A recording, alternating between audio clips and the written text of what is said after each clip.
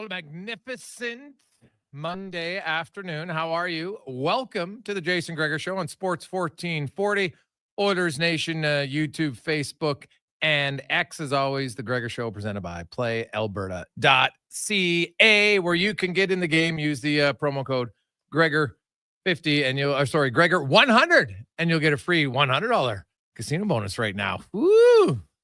Nice. Extra bonus. Check it out. Double it at PlayAlberta.ca. What a weekend in sports. Man, there's lots to talk about. NHL, the playoff races, the Edmonton Oilers. Sadly, when you're talking Oilers, as much as you're talking results, you're talking injuries. Update. We'll get to that momentarily. Alex Ovechkin is now the NHL's all-time leading goal scorer, 895 goals. He did it in spectacular fashion. 2 goals on Friday night. And then he scored early in that game against the Islanders in the first period on, just a wicked wrister coming in from the top of the left circle. And, that's a goal scorer's goal. The outcome of the game, you could tell from the Capitals players, their excitement. They, they were playing for that record for their teammate. It's something you get to be a part of that for the rest of your life. You'll be able to talk about that, man. One of the great weeks leading up to it. He definitely did not draw this out. He scored 5 goals in his last 6 games. He was on fire. The Capitals have they got everything wrapped up. Their first place. I know it's not official. I guess they could lose every game and Toronto could win every game and catch him, but they're obviously going to finish first in the East. They are 1 point back of the Jets if they really care about the President's Trophy or not. I'm not sure they do, to be honest. I think in Washington, the biggest thing is, what about Logan Thompson? That's their question. That's their concern. What's up with Logan Thompson? And really, that's probably the biggest question they'll have between now and the start of the playoffs next Saturday. As always, you can get involved. You can text us 833-401-1440, 833-401-1440 in our email inbox. You have March Madness coming to an end tonight for the men. Florida and Houston, 2 number 1 seeds going at it. Houston, huge come from behind win over Duke. Oof, that was a tough collapse by Duke on Saturday night. Also, you had F1 over the weekend. We'll get into that later on this week. You have, we're getting closer to the NFL draft all the time. MLB, Jays fans, it happened.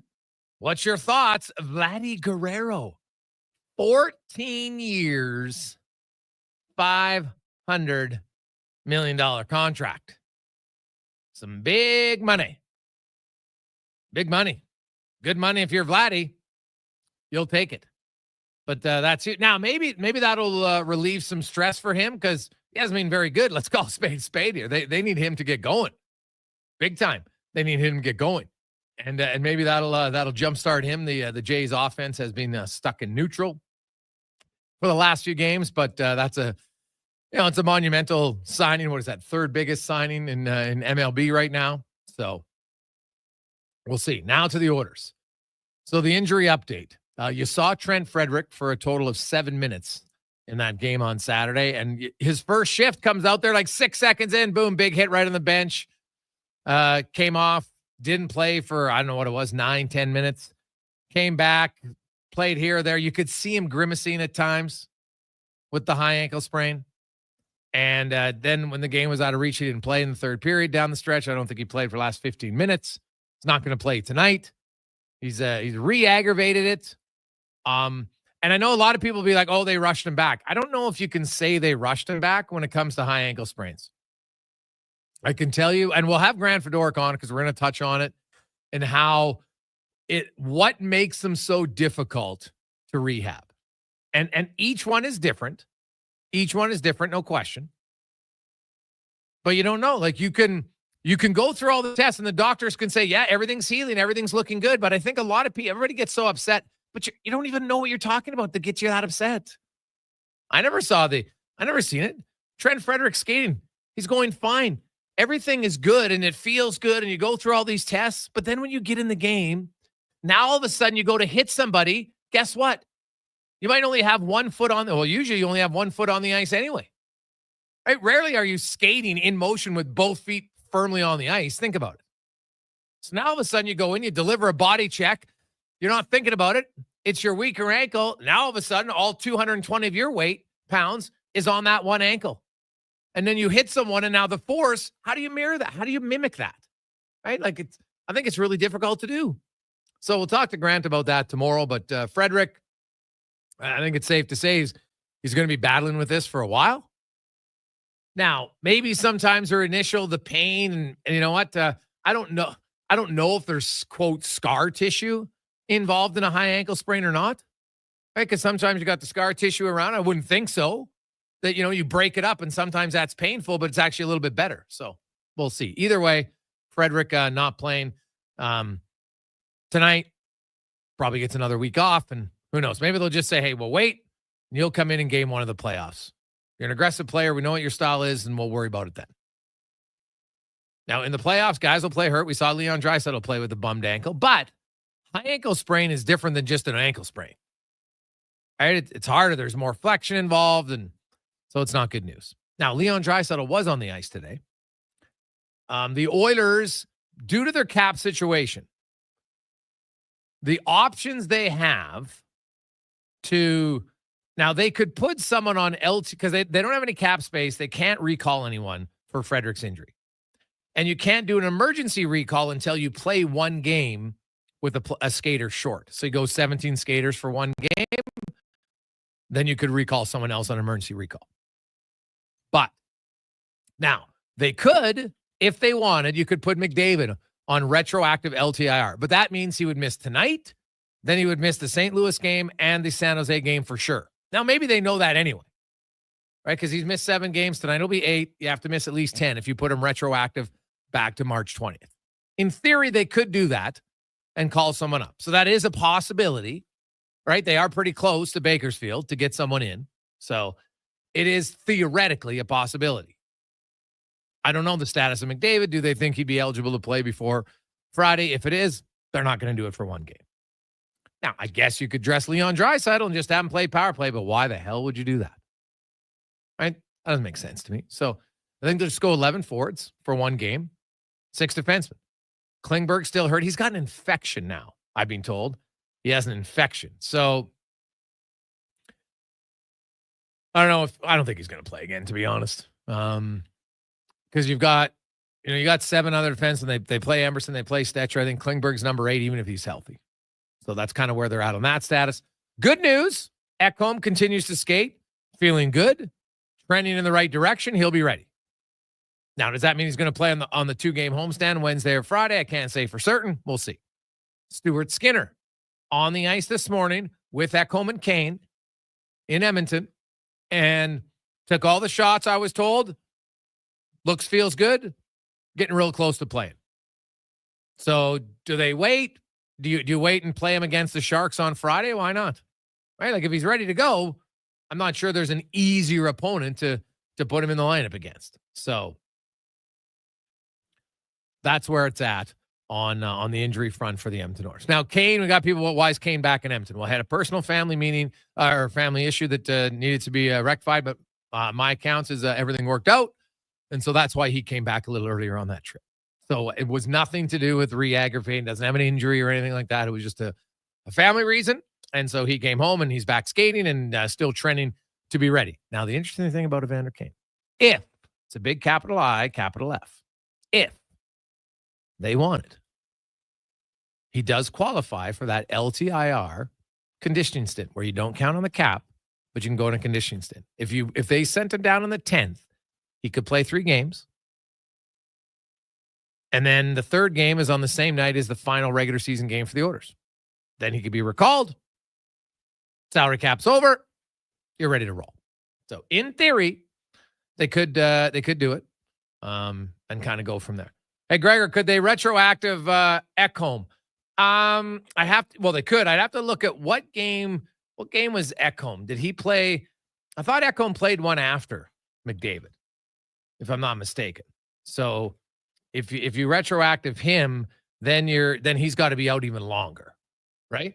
So looking at Ekholm's last game that he played was the 26th of March, right? So that's 2 extra. Now, if you put him on retroactive LTIR, now he can't play, I think, until next Wednesday against San Jose, the final game of the season, because he'd have to miss 4 more games.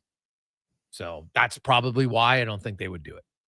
Because keep in mind, if you're retroactive LTIR, you have to be out for 10 games or 30 or 20, 34 days, 30 days or 24, one of the two. Either way, it's 10 games. And so that would put him until the last day of the last game of the season. So I don't think they want to do that. Lots of text flying in, 833-401-1440, 833-401-1440. Hey, boys, 500 mil for no home runs, no triples, and batting 256. James. Well, I love how you put in no triples. How many triples has Vladdy ever hit? But yes, no home runs, not ideal. He's off to a slow start. That's what we said. And you know what? Maybe this will relax him now. You don't have to worry about it, right? Now, I know players will say, oh, my agent deals with it. Give me a break. You think when you're dealing with a contract of this magnitude that the player's not involved? I wasn't born yesterday. There is zero chance you just say, hey, agent, you just deal with everything. Don't let me know. Like, give me a break. It's 500 sheets, man. That's your family, your kids, your grandkids, your great-grandkids, your great-great-great-grandkids. Like, are you kidding me? That's a big decision. And he would have to be involved in it for sure. Hey, Gregor, will Calgary be nice neighbors and lose to help the Oilers clinch tonight? I don't know. And honestly, I don't care. Like, clinching, schminching. The Oilers are making the playoffs. It's becomes an irrelevant mathematical equation at this point. Thinking that the Oilers are going to miss the playoffs. Not happening. The most points Calgary can get is 97, which means Edmonton needs 2 wins in their final 6 games. And the Flames have to go 6-0. So, yes, the Oilers are making the playoffs. Are the Oilers most likely going to start on the road against LA? Yes.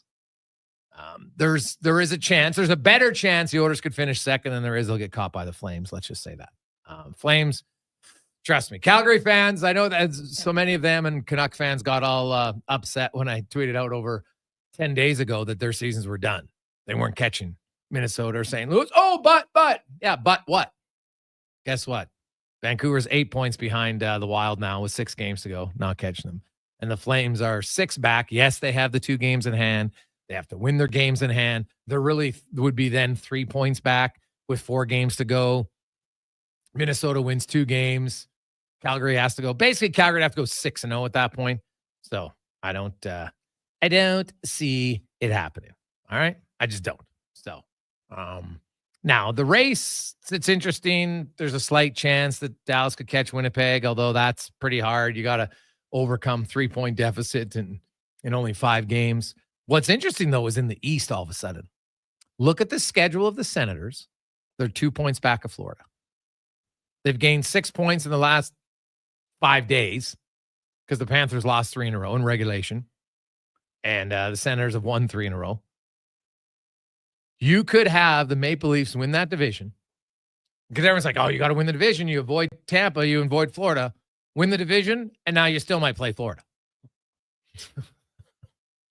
Oh, like, and the great part about, you know what? I kind of hope that happens because all of the people and lots of them are in Toronto. Oh, they got to change the playoff format. I don't like I want it 1 versus 8. It's way better. Oh, guess what? Toronto in a 1 versus 8 or the current one is playing Florida or Ottawa regardless. That's who they're playing. Right? So, boo. So, because they'd be the number 2 seed. Just how it goes. So, I guess, no, the Devils now have gotten caught. So, technically, maybe it wouldn't. And I'm sure that's what they'll bring up, Connor. If Toronto loses in the first round, it'll be because it's not because they couldn't win. It's because the playoff format. That'll be their excuse. It'll get you. But I'd be a little disappointed, Gregor. Like, with all, it'd be a funny storyline because, Leafs fans would get upset, but I was really hoping for the Battle of Florida and, more importantly, the Battle of Ontario between the Leafs and the Sens. I thought that would have been really a great storyline and a chance for an unbelievable upset. But hey, whatever happens, happens. Did you see Paul Bissonnette? I think it might have been a little bit tongue-in-cheek conspiracy theory that the Panthers were intentionally losing to get the Leafs. Yeah, I saw that. Had the tinfoil hat on too. Yeah. No, it's that is an interesting one. Now the Panthers got a lot of injuries, kind of like the Edmonton Oilers. And hey, we've always said this on this show for years. Injuries are the great equalizer, and they can be the great demoralizer at the same time. So we'll see. Also, huge shout out tomorrow night, Game 7, the Oil Kings and the PA Raiders. What a game! I was at the rink yesterday afternoon. My son wanted to go, so we got some tickets and went and watched it. And it was pretty kind of tight checking game through the first 40 minutes, 1-1, and then everything just exploded in the third period. The Raiders went up quick; they're up 3-1. Kovacevic scores shorthanded, and you're like, oh, geez. And then all of a sudden, the Oil Kings third line, back-to-back shifts, they score goals, tie the game, 2 goals in 61 seconds. It's 3-3. The place going nuts. Then they get a 4-minute power play. Can't score. Jekko had the best chance on a one-timer. And then the Oil Kings take a penalty late, and the Raiders score. Dragicevic just kind of puts one through from the point. And they look to review it, looking for goalie interference. It wasn't goalie interference. And they take the game, score the winner with 52 seconds left. It was a heck of a game. I'm telling you, if you're going to PA, it's going to be a madhouse there on Tuesday. Game 7, I don't care what the rink size is. I don't care where it's played. It's unreal. It's awesome. So if you were ever thinking, man, I'm going to go to a game, go to PA, try to get tickets. It'll be hard. And, I'll tell you how hard it is to get tickets. So they have a standing room only section, and the diehards are so committed to it. They actually have rows of standing room, and the people in the second row come in and they bring in like those milk crates or like the pop crates, and they stand on them so you can see. And it's kind of like you create your own stance just so you can see the game. It's unreal. So that should be fun. Who doesn't love a Game 7? There'll be a Game 7 tonight in the WHL as well. So playoffs are on, baby. It's fun. So good luck to the Oil Kings tomorrow. You win on the road in PA, and then they'll have to go. Winner of that game is going to go to Medicine Hat to take on Gavin McKenna. So should be great. Coming up on the show today, we'll hear from Jamie Campbell. We'll talk about Vladdy Guerrero. It's a huge signing. Paul Sir will be by. Andrew Null will join us, talk a little Ducks, where the orders are in California. We got Cam Tate, Spec, Woodley, and much, much more on the Gregor Show, presented by PlayAlberta.ca. Project to Life requires the right team. By joining the Japa Machinery Group service or sales teams, you can be part of setting a new industry standard. Celebrating a legacy of excellence with Japa. Learn more at japamachinery.com. There's one. And another. No, not spring flowers yet, but rather huge deals. It's GMC's Truck Month at Wolf GMC Buick. Nab 0% financing up to 72 months on our most popular Sierra half-tons, or massive discounts starting at $8,000. Choose your truck from a great selection, like the fabulous all-new Canyon, right up to the trailer-hauling Sierra HD with the industry-leading Duramax diesel.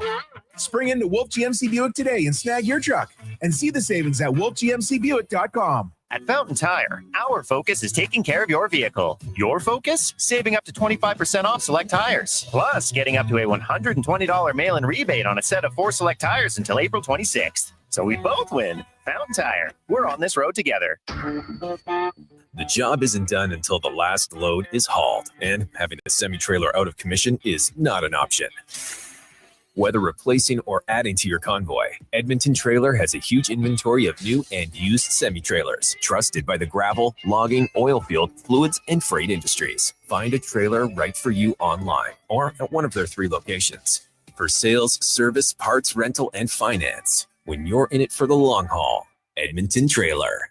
Did you know The Brick is proudly Canadian-owned and operated? We started right here in Canada over 50 years ago. Now, our 5,000 team members are proud to be your neighbor in more than 200 communities across Canada. And we support all Canadians with a growing selection of quality-made Canadian products and manufacturers. Nobody knows more about furnishing Canadian homes at the guaranteed lowest price than us. The Brick, saving you more. Visit thebrick.com and use our store locator to find a Brick store near you. Hey, it's Andrew Walker, host of the Cross Mitsubishi pregame show, which you can check out before all the games this season. A big thank you to Cross Mitsubishi for their support. We are Sports 1440, Edmonton sports leader. Is it Riverside Motorsports? No. It's Riverside Motorsports. Over 55 years in business, and people still get it wrong. Guess it's time to get it right. Riverside Motorsports. What you do for fun is our business. Experience more at the Edmonton Expo Center. Come for Canada's largest trade show, the biggest names in entertainment, exhilarating sporting events, and more. Stay for the experience. But it doesn't end there. Maximize your brand exposure with Edmonton Expo Center's new cutting-edge feature screens, spanning Western Canada's largest venue space. Captivate an annual audience of over 1 million visitors during iconic events like Pro Rodeo, Disney on Ice, Glow, K-Days, and so much more. To learn more, call 780-660-0514 or visit EdmontonExpoCenter.com today. With the lead up to the playoffs underway, players are definitely stepping up their game. And the fans are doing the same. Simple snacks like chips and dip may work at the front half of the season, but now more and more fans are rocking the Wilhauk beef jerky for game time get-togethers. Just make sure you bring enough for everyone if you want to be invited back for the playoffs. Make your next hockey game day a Will Hockey game day with Wilhauk beef jerky, only available in Leduc. Get yours today, because you don't win games with salad. I'm Colin Livingston, president of Cantork. Since 2016, we've been at the forefront of hydraulic torque wrenches in Canada. I'm delighted to share our latest venture, in-house production for quicker turnaround, superior quality, and heightened versatility. Experience excellence at cantork.com. Hey, Gary, is that your dad? No, this is Evan, the new sales rep I hired. Oh. First impressions matter, but when hair loss takes over, it can feel like you're not being seen for the maverick you truly are. Hi, I'm Dr. Vance Elliott. At Advanced Hair and Skin Surgery, we know that hair loss is more than just a cosmetic issue. It's personal. Let's discuss all the cutting-edge options available so you can make a great impression every time. Book a free consultation today at drvanceelliott.com. Looking for the perfect spot to unwind? Check out The Ridge Social Eatery, St. Albert. The Ridge is a locally owned, upscale neighborhood restaurant offering unbeatable daily features. Open daily at 11:30. Craving something late? Check out their new late-night menu from 8 till close. Enjoy brunch at The Ridge Saturdays, Sundays, and holidays until 2 p.m. Plus, there's open mic night every first Wednesday of the month and live music select Saturdays. Welcoming atmosphere, friendly staff, good times. For more, visit theridgestantalbert.com or social media. Portions of this hour brought to you by Crystal Glass, your clear choice for residential windows, locally manufactured and installed. Crystal Glass provides a beautiful product and incredible customer services for all of your residential needs. Call 310 Glass or visit crystalglass.ca for a quote. The best of Edmonton sports talk and beyond. This is Sports 1440. Presented by PlayAlberta.ca, Alberta's only regulated online gambling website.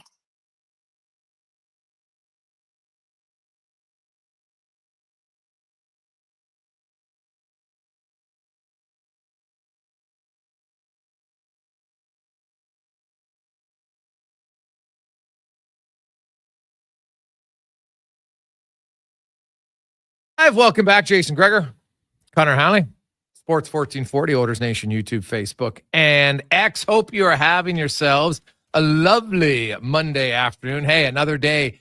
Get a nap. What the hell is going on? Even the Ducks games is starting at the bottom of the hour tonight. It's going to start around 8:40 Edmonton time. So brutal.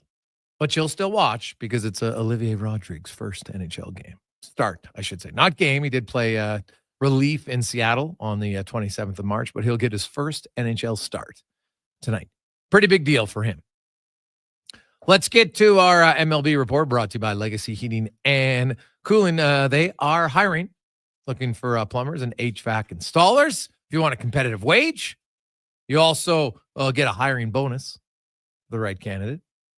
Matching RSPs, tuition reimbursement, and you work for a great company. Apply today at legacyheating.ca as Jamie Campbell, host of Blue Jays Baseball on Rogers Sportsnet, joins us. And Jamie, obviously a monumental day yesterday for the organization. They get Vladdy Guerrero signed to biggest deal in franchise history, third biggest deal in MLB history. It's a lot. And, the term, everyone's like, geez, 14 years, that's a lot.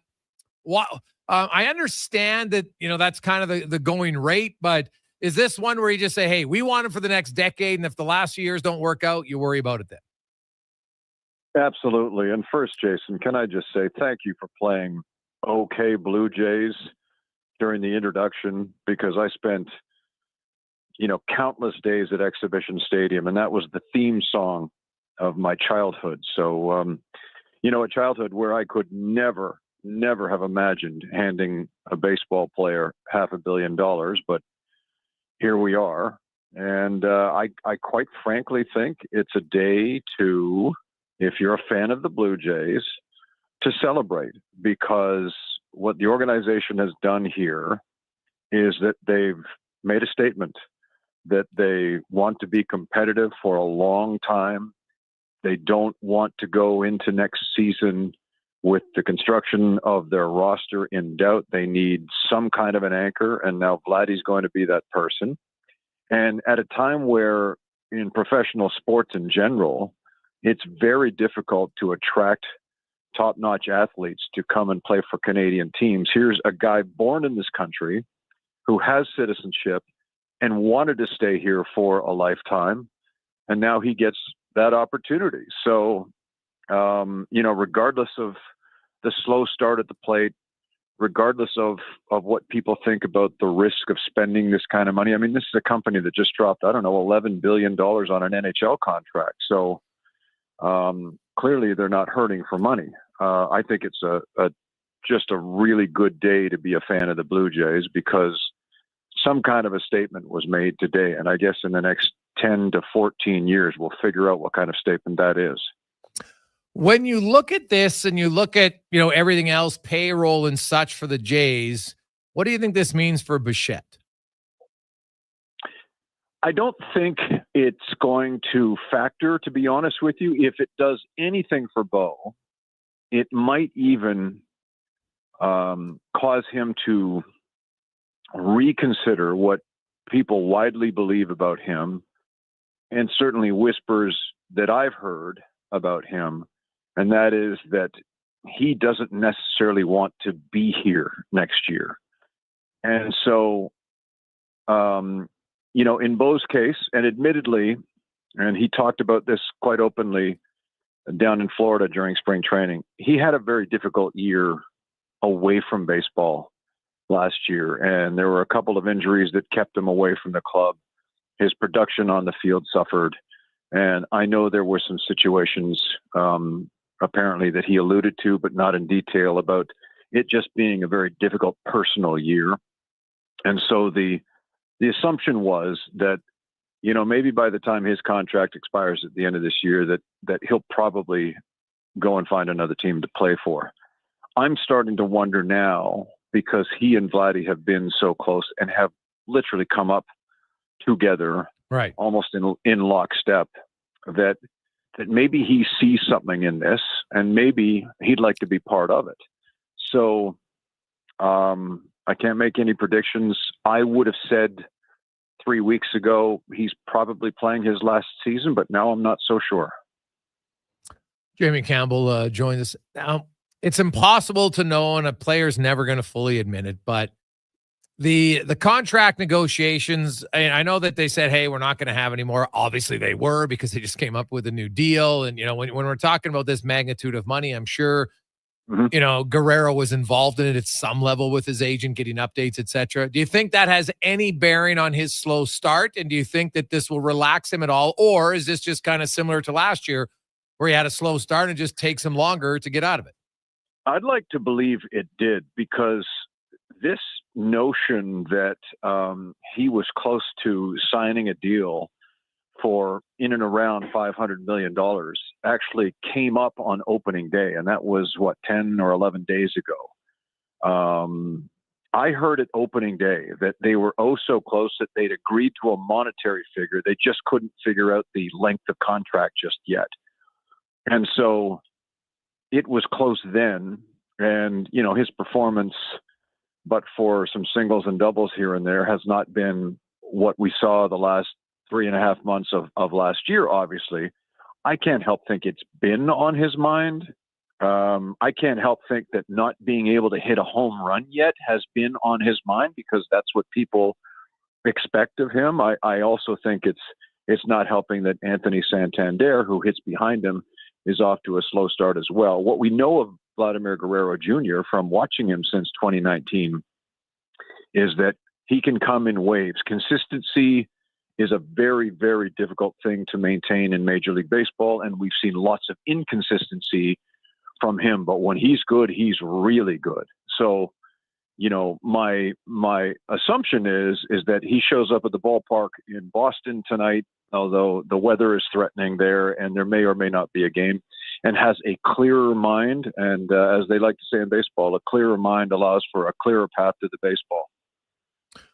Looking at the Jays overall, let's say Bo Bichette doesn't, because they seem to have a lot of shortstop options internally. Mm-hmm. And who do you think is the best?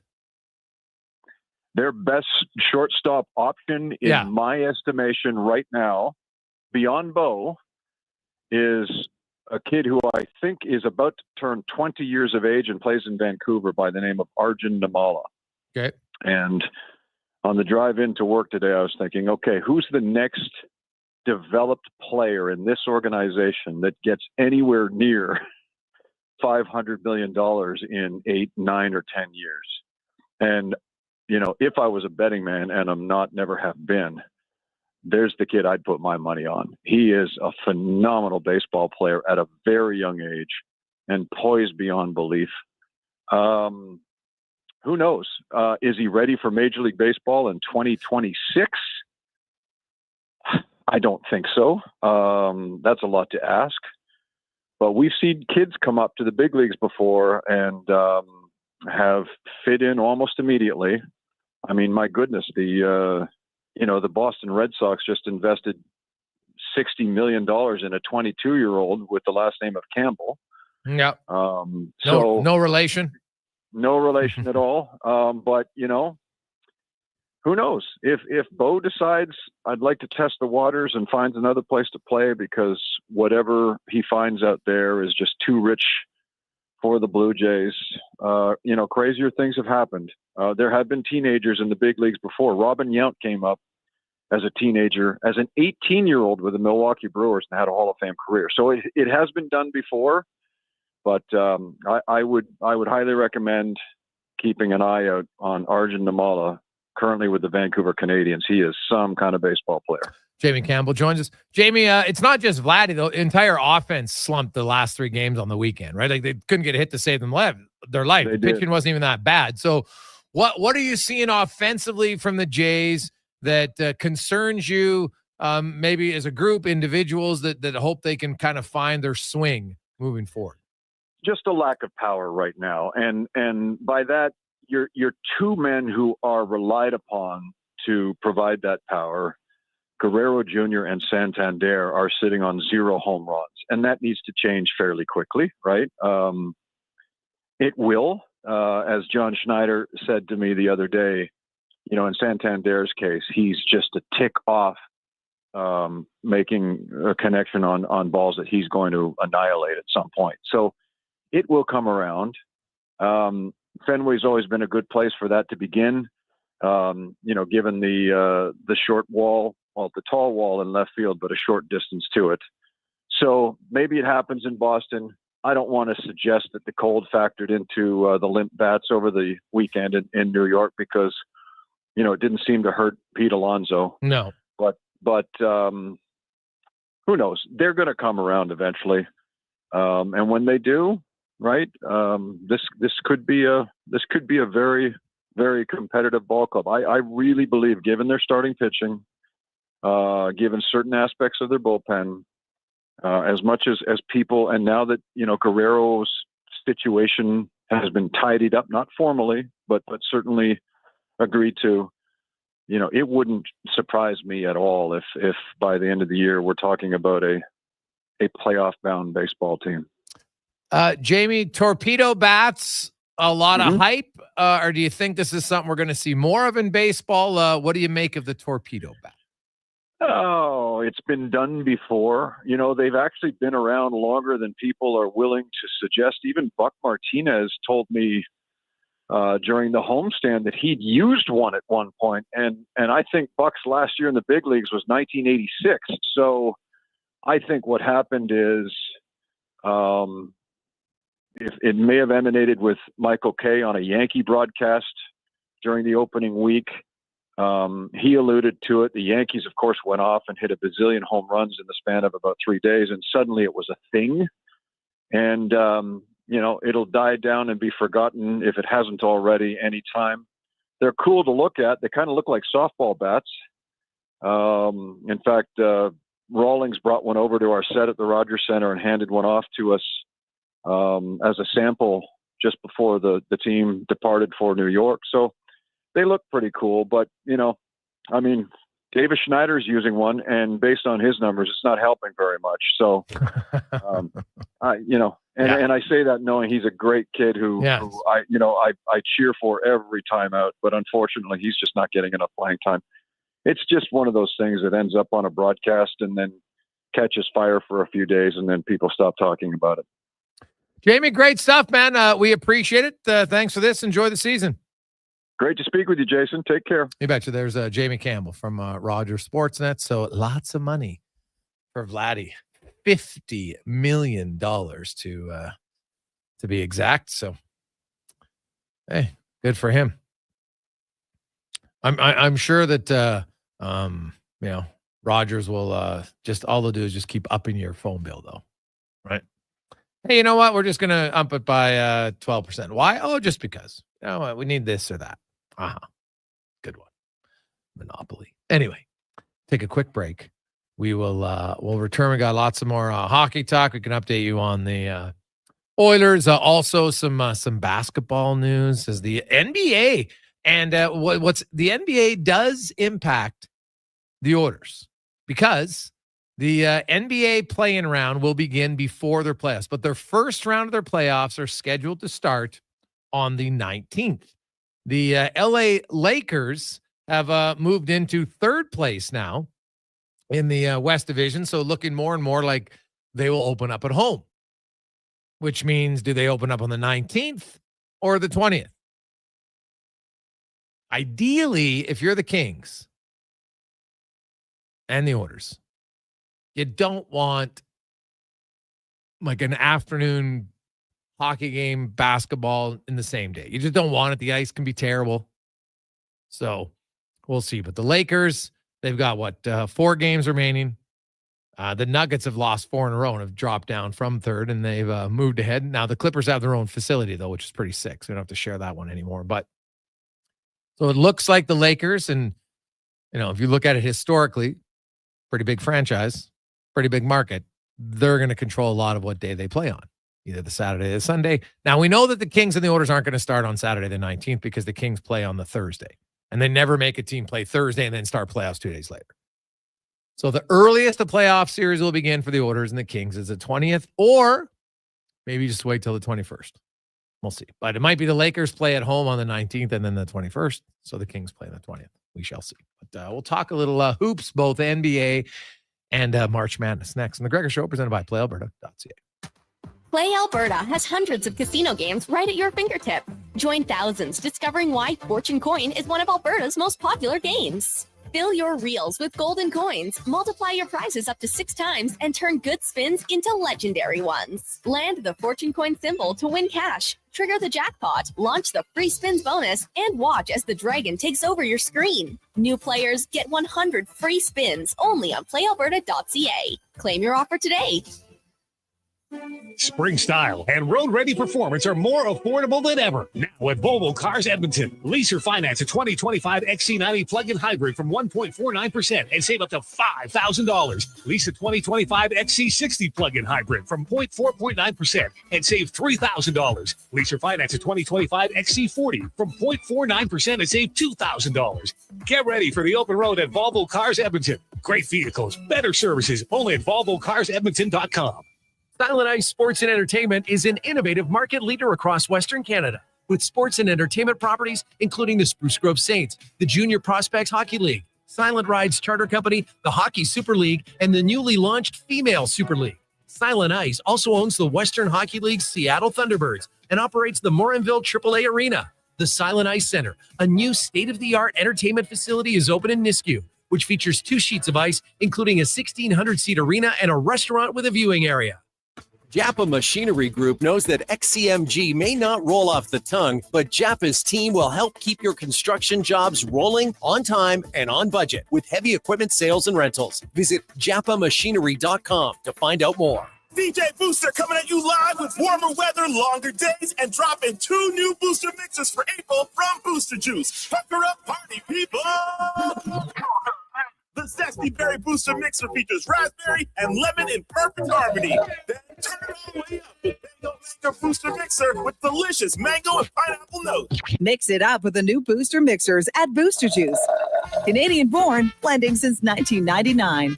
Download the Booster Rewards app and order one today. Mr. Rooter hits the lick. So I tell the guy it's leaking because you have a hole in one.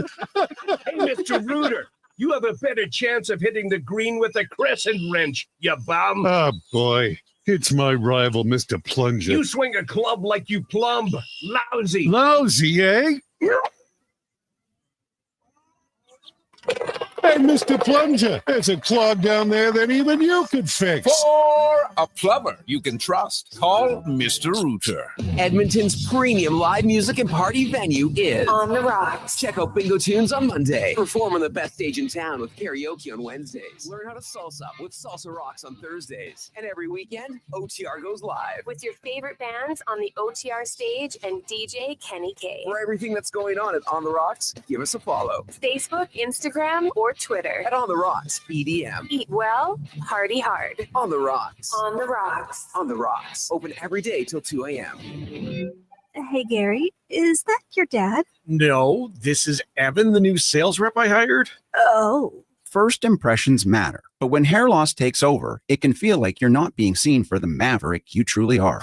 Hi, I'm Dr. Vance Elliott. At Advanced Hair and Skin Surgery, we know that hair loss is more than just a cosmetic issue. It's personal. Let's discuss all the cutting-edge options available so you can make a great impression every time. Book a free consultation today at drvanceelliott.com.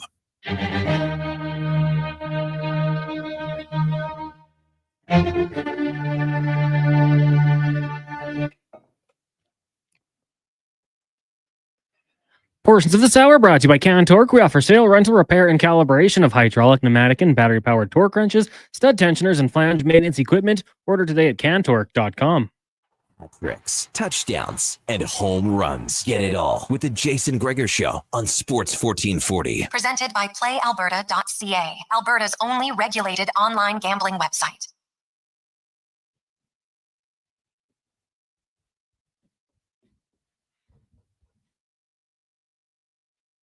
.244. Welcome back. Jason Gregor, Connor Halley, Sports 1440. Oilers Nation, YouTube, Facebook, and X. Hope you are having a lovely Monday. Oilers in Anaheim to take on the Ducks. Olivier Rodrigue will make his first NHL start tonight. And the Oilers might be going with 11 forwards and 6 defensemen as Trent Frederick is unable to play. Re-aggravated his ankle injury. The only options the Oilers would have on the road currently is Draisaitl or McDavid, unless they make a roster move and they retroactive someone LTIR, which I don't see happening, but it is a possibility. They don't have any cap space to recall anybody. So then you have to sit out for at least one game, go with 17 skaters. Then you could emergency recall probably a Derek Ryan, I would guess. So we'll see. Let's go in the room, brought to you by Action Electrical, and your opportunity starting next week. We'll bring it back. Here comes the sun. Somebody's going to win a $15,000 solar installment on their home. Oh, amazing. Courtesy of Action Electrical. So tune in. Well, you tune in every day, but want to play extra close attention next week. Let's welcome in host of the basketball show, Paul Sir joins us. Paul, how you doing, man? Great, Jason. Thank you. Well, Paul, let's start with March Madness. The women UConn absolutely obliterate South Carolina in that final. Like, man, that might be one of the most anticlimactic finals I've seen in a while. It's rare to see a team just absolutely, like, you're up 32 points there, in the fourth quarter. You're just like, okay, good night, Irene. You're absolutely right. And UConn being the only number 2 seed in the Final Four was kind of striking, and certainly The pundits got it wrong, but I don't think anybody really anticipated UConn decimating UCLA and then stomping on South Carolina when they were going for their third NCAA championship in 4 years. Like South Carolina, that's a pedigree there. They're used to the spotlight. Not that UConn isn't, but boy, this team really came together. And I think it was a combination of Paige Becker's greatness. But you know what? She wasn't even the leading scorer in the semifinals or the finals. It was the emergence of other talent on the team. Yeah, they look really good. And so now how much, I haven't even looked, are they losing lots, or are they going to have a real good chance to repeat here?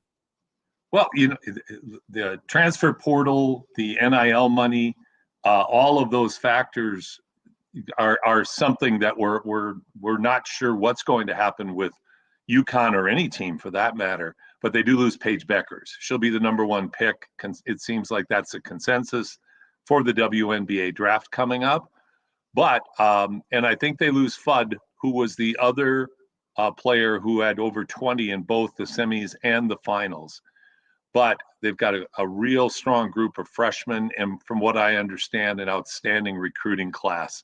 So it sounds like Gino is reloading, not rebuilding. That seems to be where UConn is heading. Okay.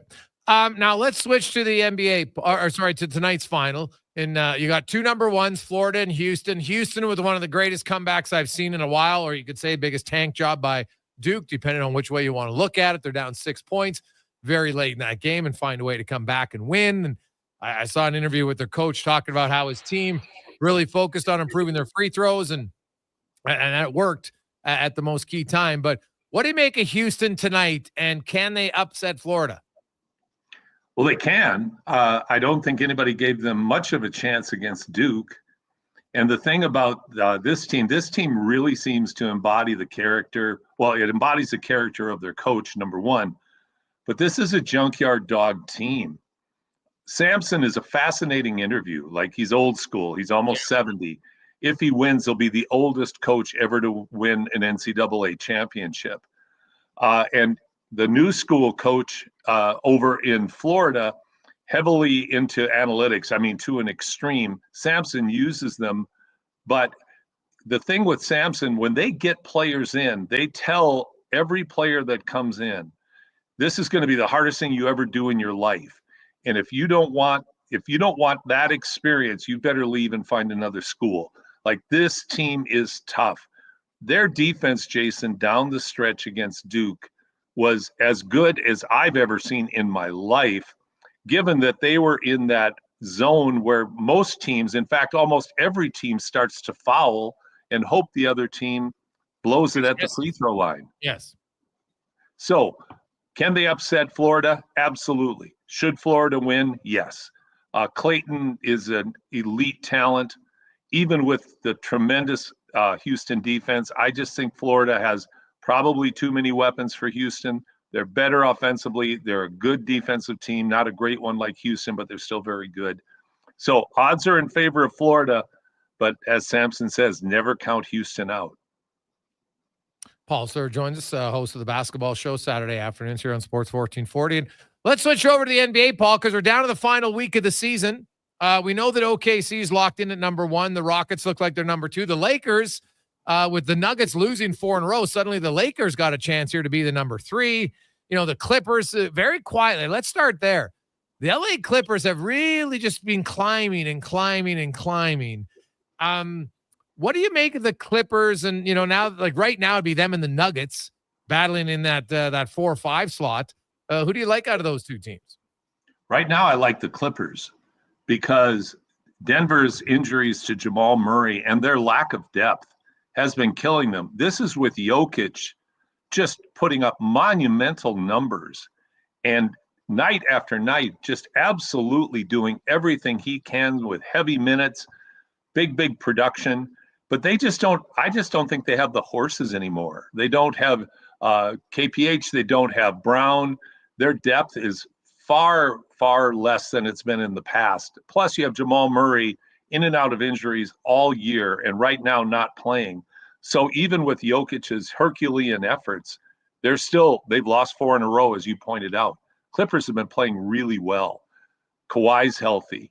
Harden's playing really, really well within himself. They've got a good big in the middle.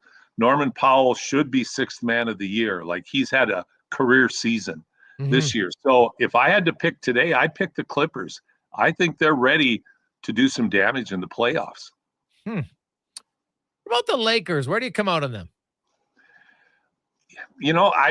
They're good.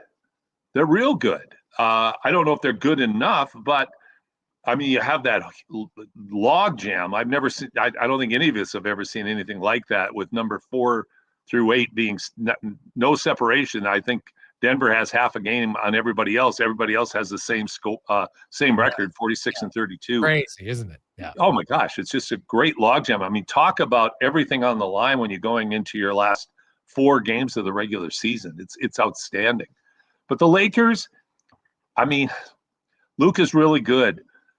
LeBron's really good. We all know that. But the guy who I think gives them the edge is Austin Reeves. I mean, Reeves is putting up some tremendous numbers, and it seems to be coming because Luka's willing to share the ball, LeBron's willing to share the ball, and defenses are keying on Luka and LeBron. And Reeves has been just putting up, 25 to 35 points a night, and that makes the Lakers really tough and goes a long way making up for their deficiencies at the 5 spot. Paul Sir joins us. Now, the OKC has been the best team in the West, and them and the Cavs, but OKC has the best record. Now, they've lost 2 in a row here, and they kind of got spanked by the Lakers. What do you make of this? Is this just a team playing for nothing down the stretch, or is the playoffs, they're going to have to kind of find their stride again? I think yes to both. They don't have anything to play for.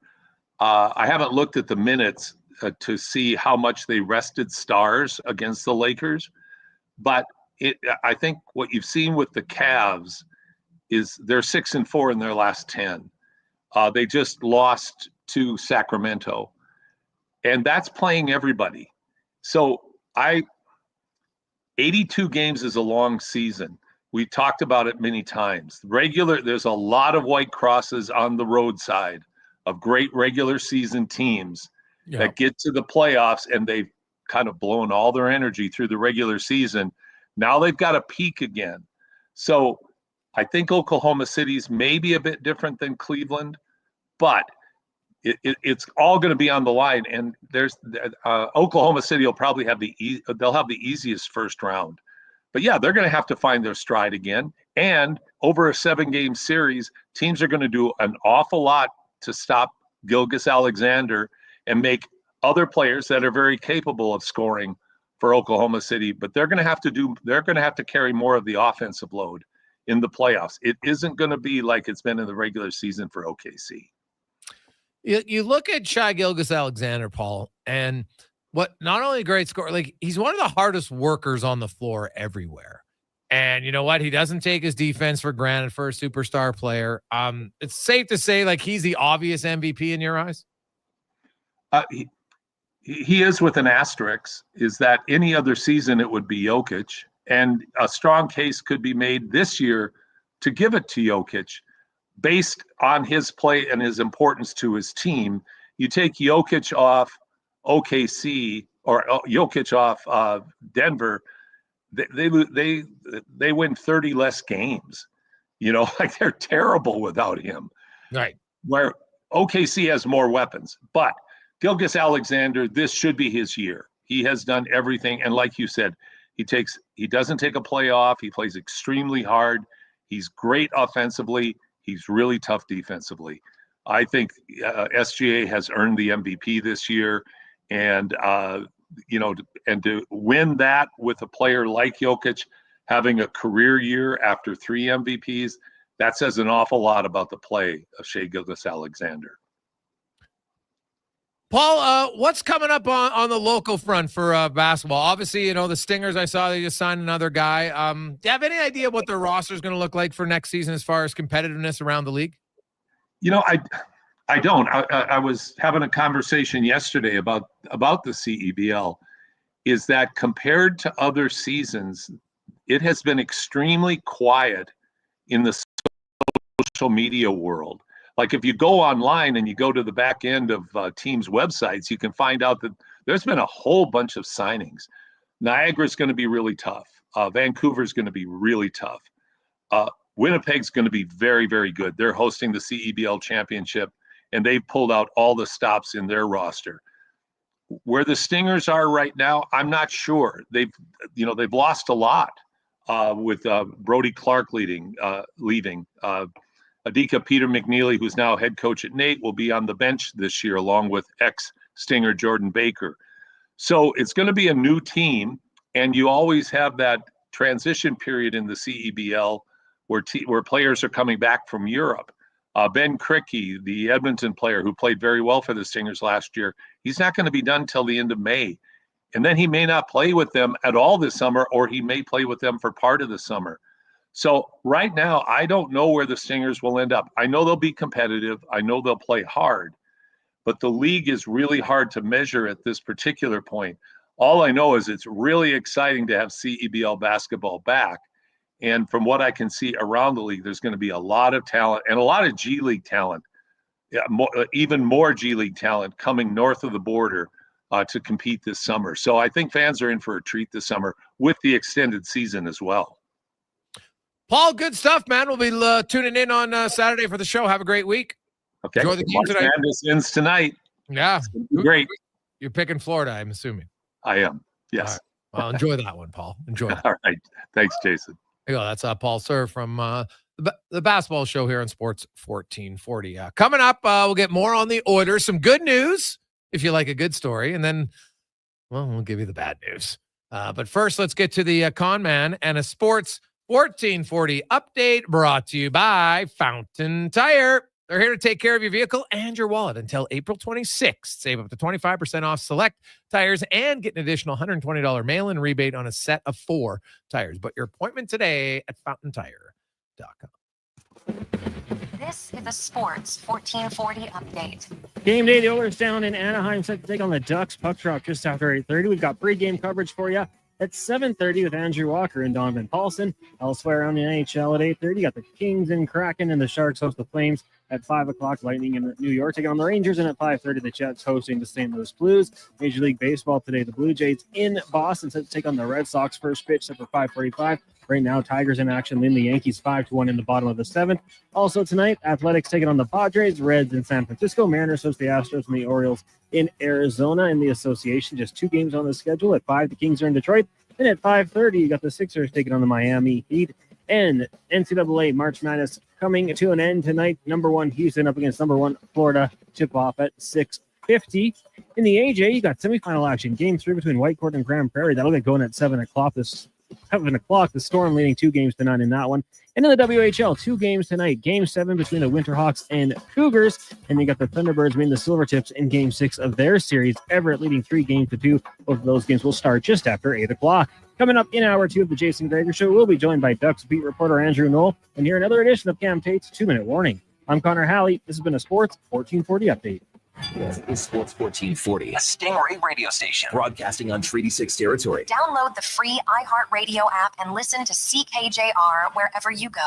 At Hughes, it's all about getting in and out quick and clean. No cash, no problem. With Hughes' new tap and wash system, all you need is your debit or credit card to get your vehicle sparkling clean. Find us at HughesCarWash.com. Adventure just doesn't stumble into your life. It roars to life with Riverside Motorsports. Tearing up trails or cruising the open road. Yamaha ATVs, side-by-sides, motorcycles, and dirt bikes deliver the performance you crave. Built for thrills, ready for your next adventure. Yamaha's legendary performance and reliability take you there. Make Mother Nature your playground on a Yamaha from Riverside Motorsports. Located on St. Albert Trail. RideRiverside.com. Riverside Motorsports. What you do for fun is our business. The job isn't done until the last load is hauled, and having a semi-trailer out of commission is not an option. Whether replacing or adding to your convoy, Edmonton Trailer has a huge inventory of new and used semi-trailers, trusted by the gravel, logging, oil field, fluids, and freight industries. Find a trailer right for you online or at one of their 3 locations. for sales, service, parts, rental, and finance. When you're in it for the long haul, Edmonton Trailer. Hey, sports fans, we've got a clear choice for you. At Crystal Glass, we provide customers with the perfect glass for any job. From home to auto and even commercial, installation or repairs, we're your team. Call 310-GLASS or visit crystalglass.ca. Crystal Glass. Spring, where everything is coming up roses, except for GS Construction. We Gregor are Show, heading represented by Play underground, Alberta. and we couldn't be happier. Spring is always a busy time of year for everyone trying to get out there and do some work. Well, GS Construction agrees. And we also agree that we just might need some help. So if you're looking to work and join a group where safety, teamwork, and continuous improvement have been at our core since 1974, send us a resume. Come work with us this spring. Visit gsconstruction.ca today.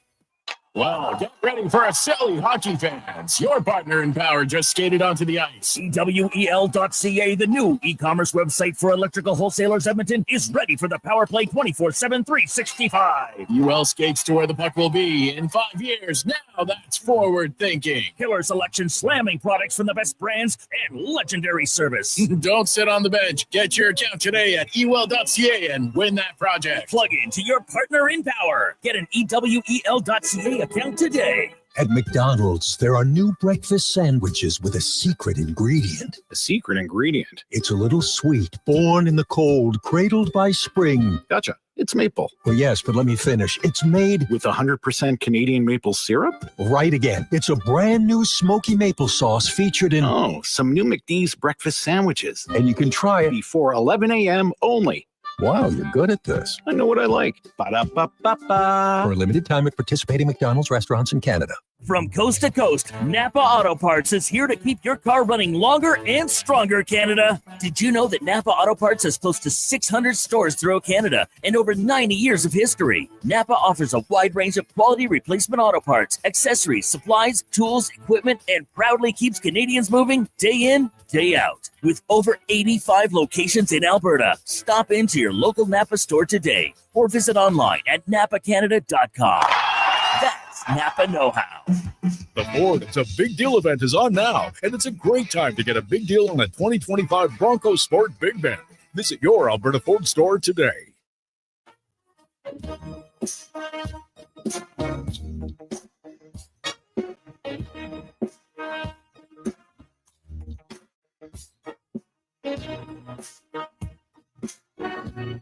Portions of this hour brought to you by Japa Machinery. Japa is digging deep on their 50-year history of supporting Alberta's construction industry with their line of special edition blackout excavators. Visit japamachinery.com for all the details. From puck drop to kickoff, it's the Jason Gregor Show on Sports 1440. Presented by PlayAlberta.ca, Alberta's only regulated online gambling website.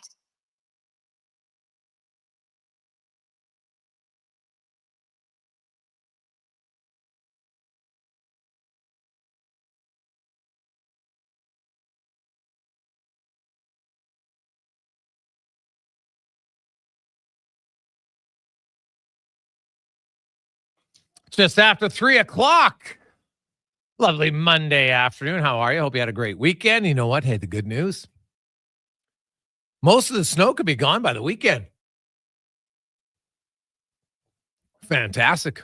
Want to start thinking a little golf? Get on your mind out there. Why not? I would think so. Golfers, golf courses, chomping at the bit. Hear a little birdie telling me there's a few that could be opening up later this week. Ooh, mama. Could be very good. Very good. Gregor Show, as always, presented by PlayAlberta.ca. Alberta's only regulated online gambling website where 100% of the revenue stays right here in the province of Alberta. PlayAlberta.ca. Remember, download the new all-new Player Alberta app. You get the exclusive bonus for just listening to the show. Make a deposit using the promo code Gregor100 and you get a $100 casino bonus. That's Gregor100 right now at PlayAlberta.ca. So good luck.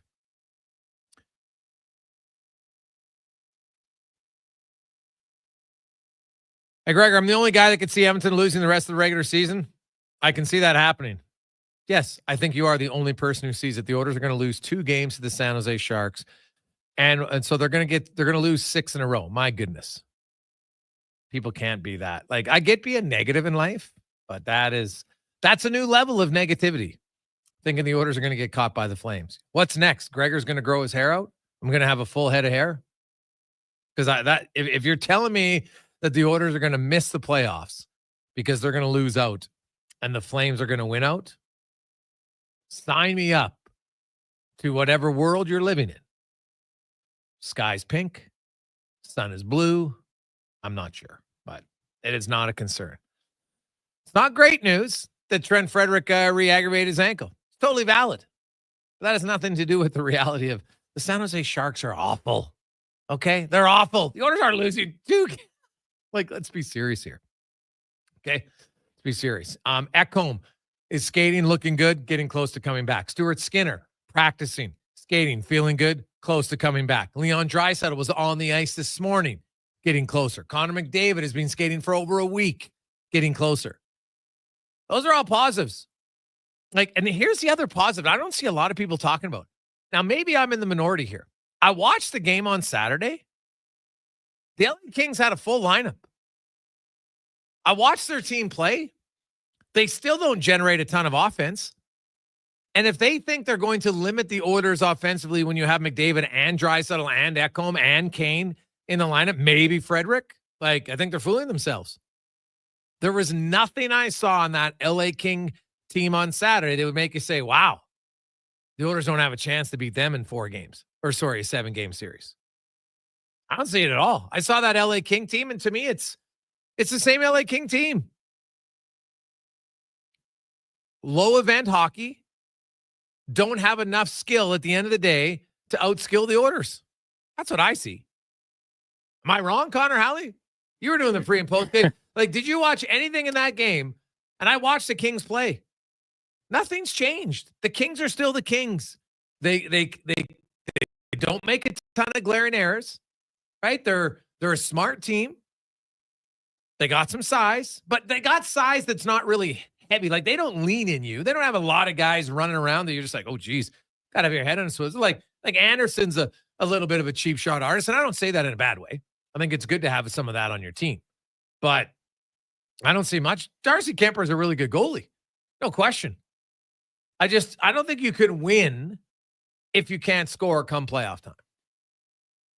I kind of took my takeaway from it was, you don't want to fall behind against the LA Kings because they can play that style that they've done the last couple of years. But I also thought if you're Leon Draisaitl, Connor McDavid, maybe even Evander Kane to a lesser extent, and you're watching that game, you got to be licking your chops. Like, this is it. We're down 2 of the best 3, 4, or 5 players in the world.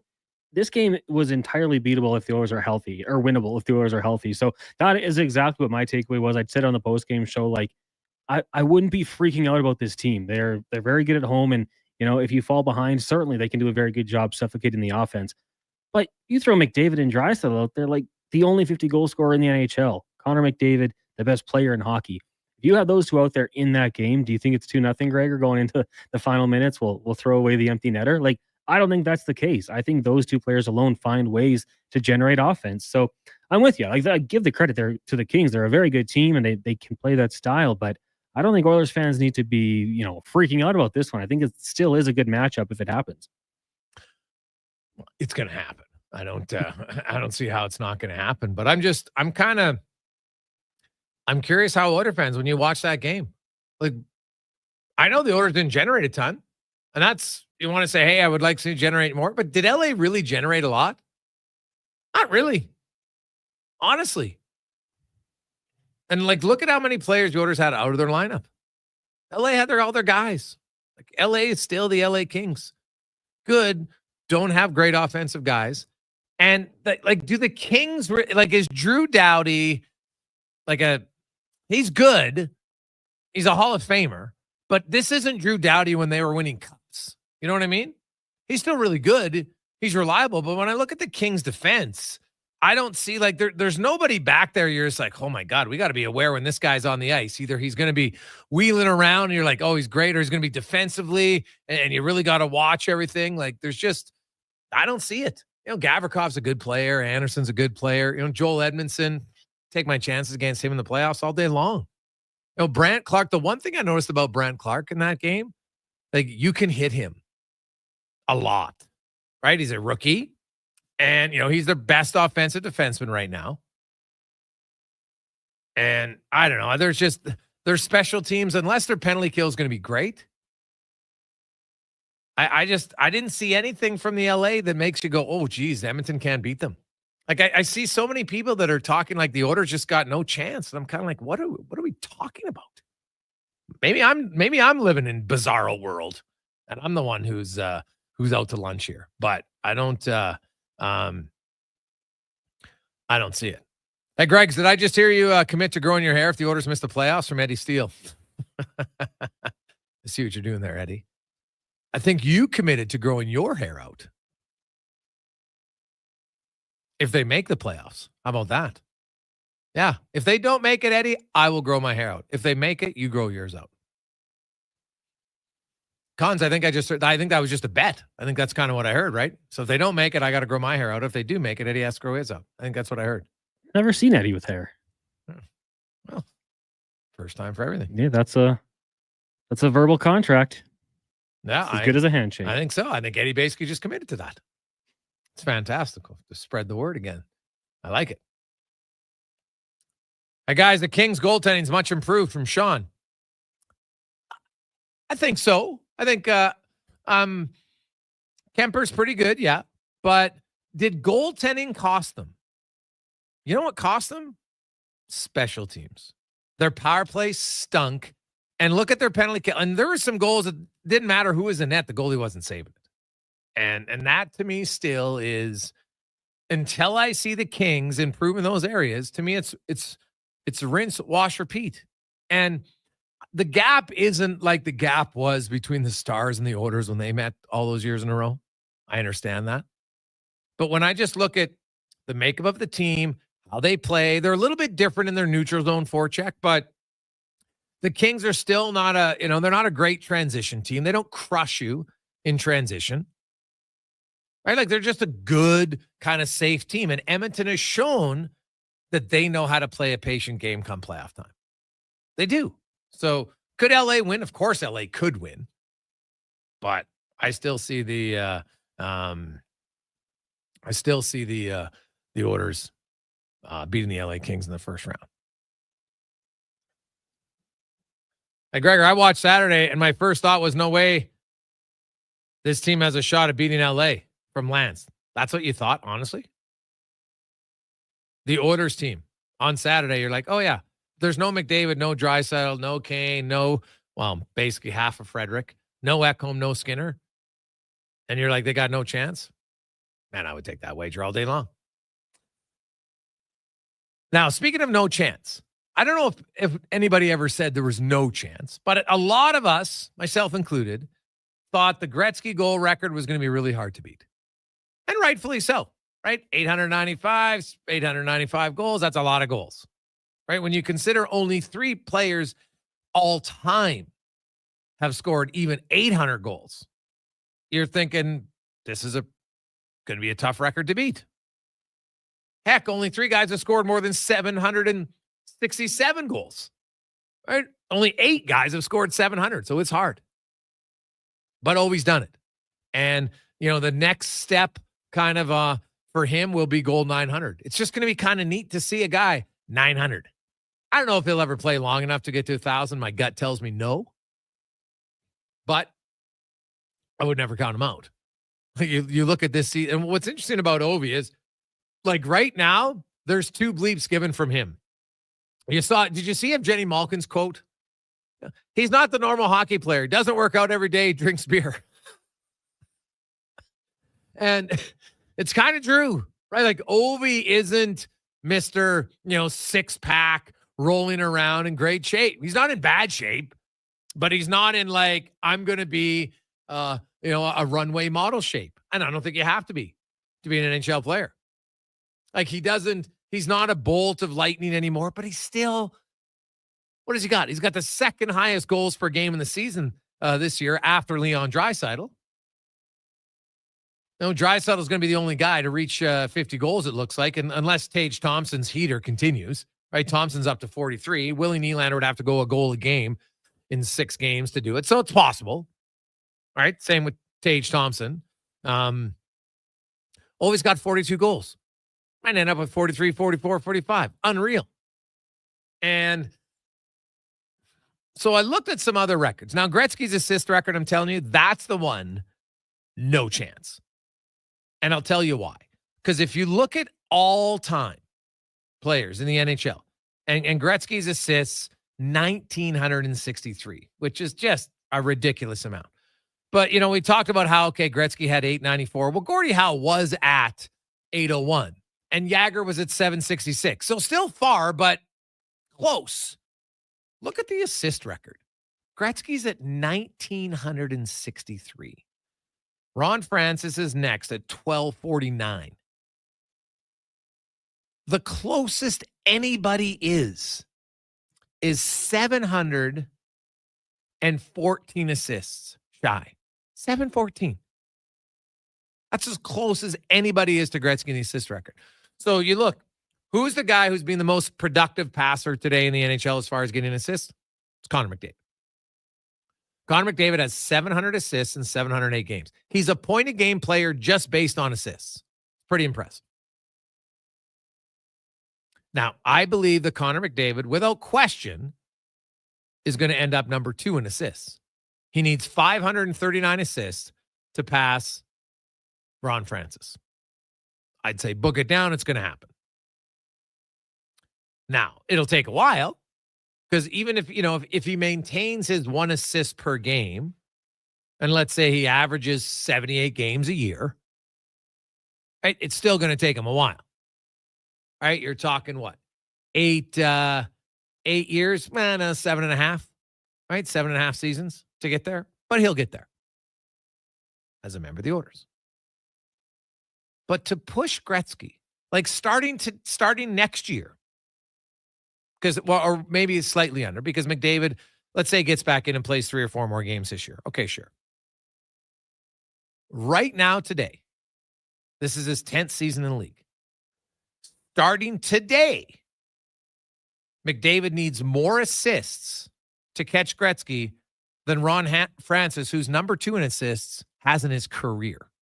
Francis has 1,249. McDavid needs 1,253 to catch Gretzky. Like 1,253 assists, Connor Halley, after being in the league for a decade.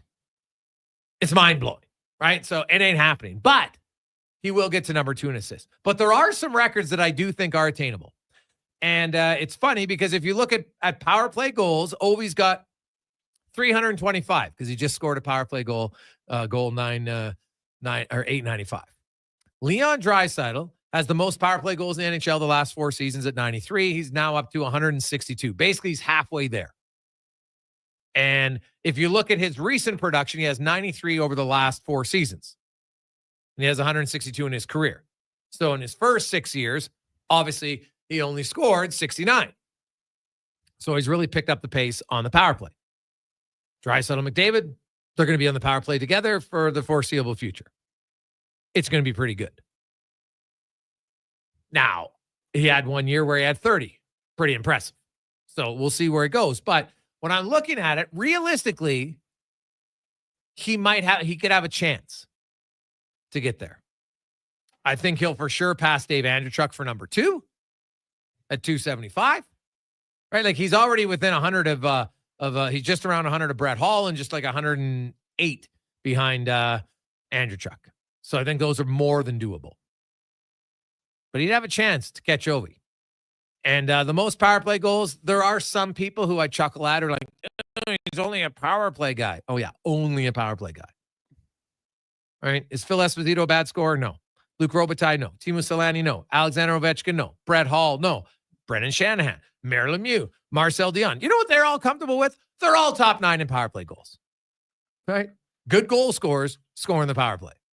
It's just that simple. And it might be the number one reason Austin Matthews doesn't catch Ovechkin. It's because they haven't figured out for him, with all his shooting prowess, to be productive on the power play. I don't really get it, to be honest. It's a little bit surprising. Now, the other one that's a goal-scoring record is goals by defenseman. Ray Bourque has 410. And you look at the one guy who I think has the best chance amongst active D-men is going to be young Cale Makar. Now, Makar's already got 116 goals in 93 games. And like to kind of put that in perspective, Angelo has 148 and he's played 1,008. Like Cale Makar can score goals. He's just slightly below Ray Bork's early pace. But if he maintains his goal scoring prowess, I see no reason why he won't. I think Cale Makar is going to have a legit shot to give Ray Bork a run. Like that is one where you heard it here today. When you look at all the numbers down the road, 10, well, it'd be more than 10, 15 years down the road, you're like, hey, Cale Makar is still playing. And if he stays healthy, which is always the big what if, that I think he has a chance to get there. 3:22. Quick break. When we return, we will talk more about the Oilers are in Anaheim tonight, the Quackers, who's playing, who isn't playing for Anaheim, and young Lacombe, a name to watch out for, Oilers fans. You probably remember him. He was +5, had 3 points the last time the Oilers beat the Ducks, and the Ducks spanked the Oilers. They're up 4-0. Up 4-0 in the first period. So we'll get to all that and more on the Gregor Show, presented by PlayAlberta.ca.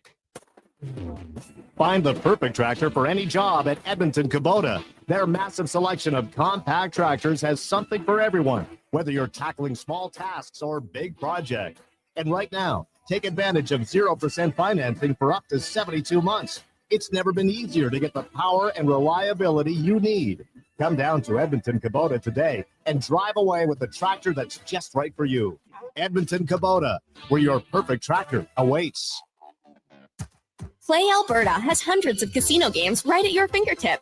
Join thousands discovering why Fortune Coin is one of Alberta's most popular games. Fill your reels with golden coins, multiply your prizes up to 6 times, and turn good spins into legendary ones. Land the Fortune Coin symbol to win cash, trigger the jackpot, launch the free spins bonus, and watch as the dragon takes over your screen. New players get 100 free spins only on PlayAlberta.ca. Claim your offer today. At Papa John's, you get your everyday favorites for just $9.99 each when you order 2 or more items from the Papa Pairings menu. When you order more, you save more. Choose from medium one-topping pizzas, boneless wings, papadillas, breadsticks, cheese sticks, and desserts. It's easy to order all your favorites when they're just $9.99 each. So the next time your friends come over to eat your food, check out the Papa Pairings menu to save. Better ingredients, better pizza. Papa John's. Spring style and road-ready performance are more affordable than ever. Now at Volvo Cars Edmonton. Lease or finance a 2025 XC90 plug-in hybrid from 1.49% and save up to $5,000. Lease a 2025 XC60 plug-in hybrid from 4.9% and save $3,000. Lease or finance a 2025 XC40 from 0.49% and save $2,000. Get ready for the open road at Volvo Cars Edmonton. Great vehicles, better services, only at VolvoCarsEdmonton.com. In 1973, deep in the basement of an Edmonton family home, an elite team of specialized forces came together to form Action Electrical. Action Electrical Divisions, assemble. Projects team reporting. Service team reporting. Testing team reporting. Energy team reporting. Supercharged with skills in their electrical fields and grounded by strong family values. Facing an electrical menace? Call on the men and women of Action. Operating throughout Alberta at actionelectrical.net. Legacy Heating and Cooling is the #1 heating and cooling company for people who want heating and cooling, because you'll save a bundle by bundling. Then you can use hot, cold, Come on, thermostat, do what you're told. Turn up the heat, turn up the cold, till the vents start pushing out tornadoes. Bundle my furnace with some AC. Gonna get a new from Legacy! Oh yeah, save a bundle when you bundle your new furnace and AC from Legacy today. Plus no payments and no interest for 1 year. That's how you build your legacy. Legacy Heating and Cooling.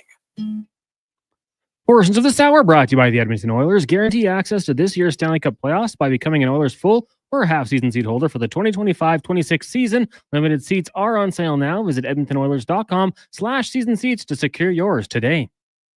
The Jason Gregor Show, the best of Edmonton sports talk and beyond. This is Sports 1440. Presented by PlayAlberta.ca, Alberta's only regulated online gambling website.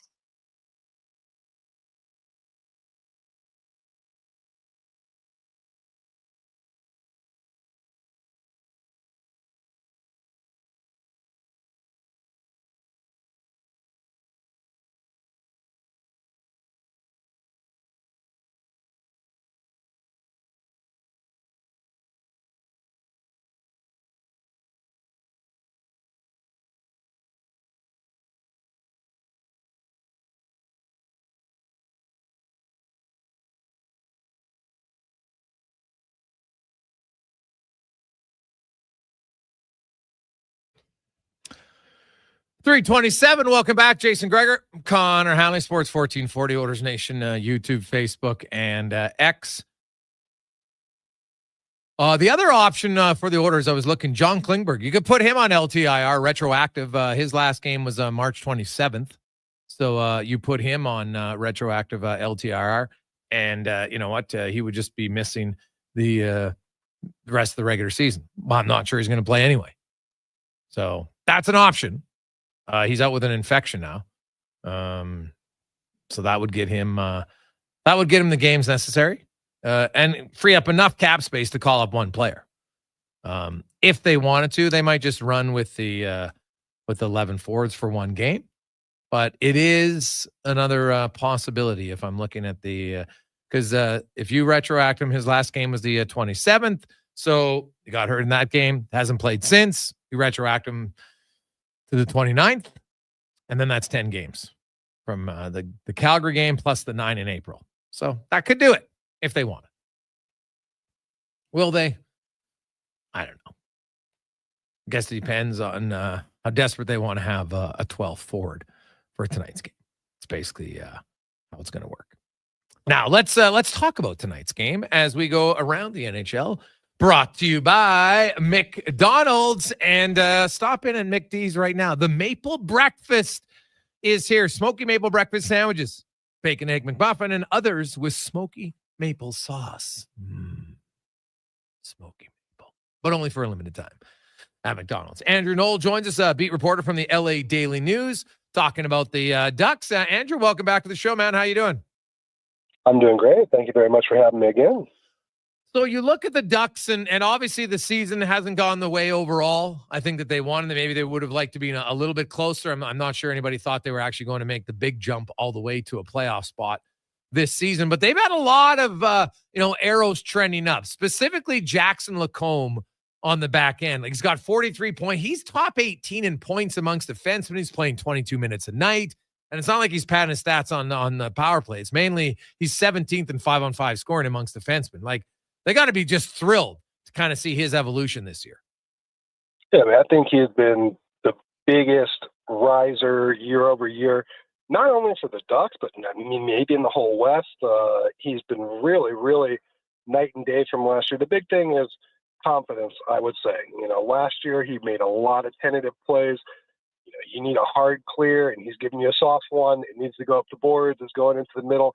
I mean, he had some plays last year that just screamed like, wow, this guy needs some time in the American League and then come back up. It was his first pro season.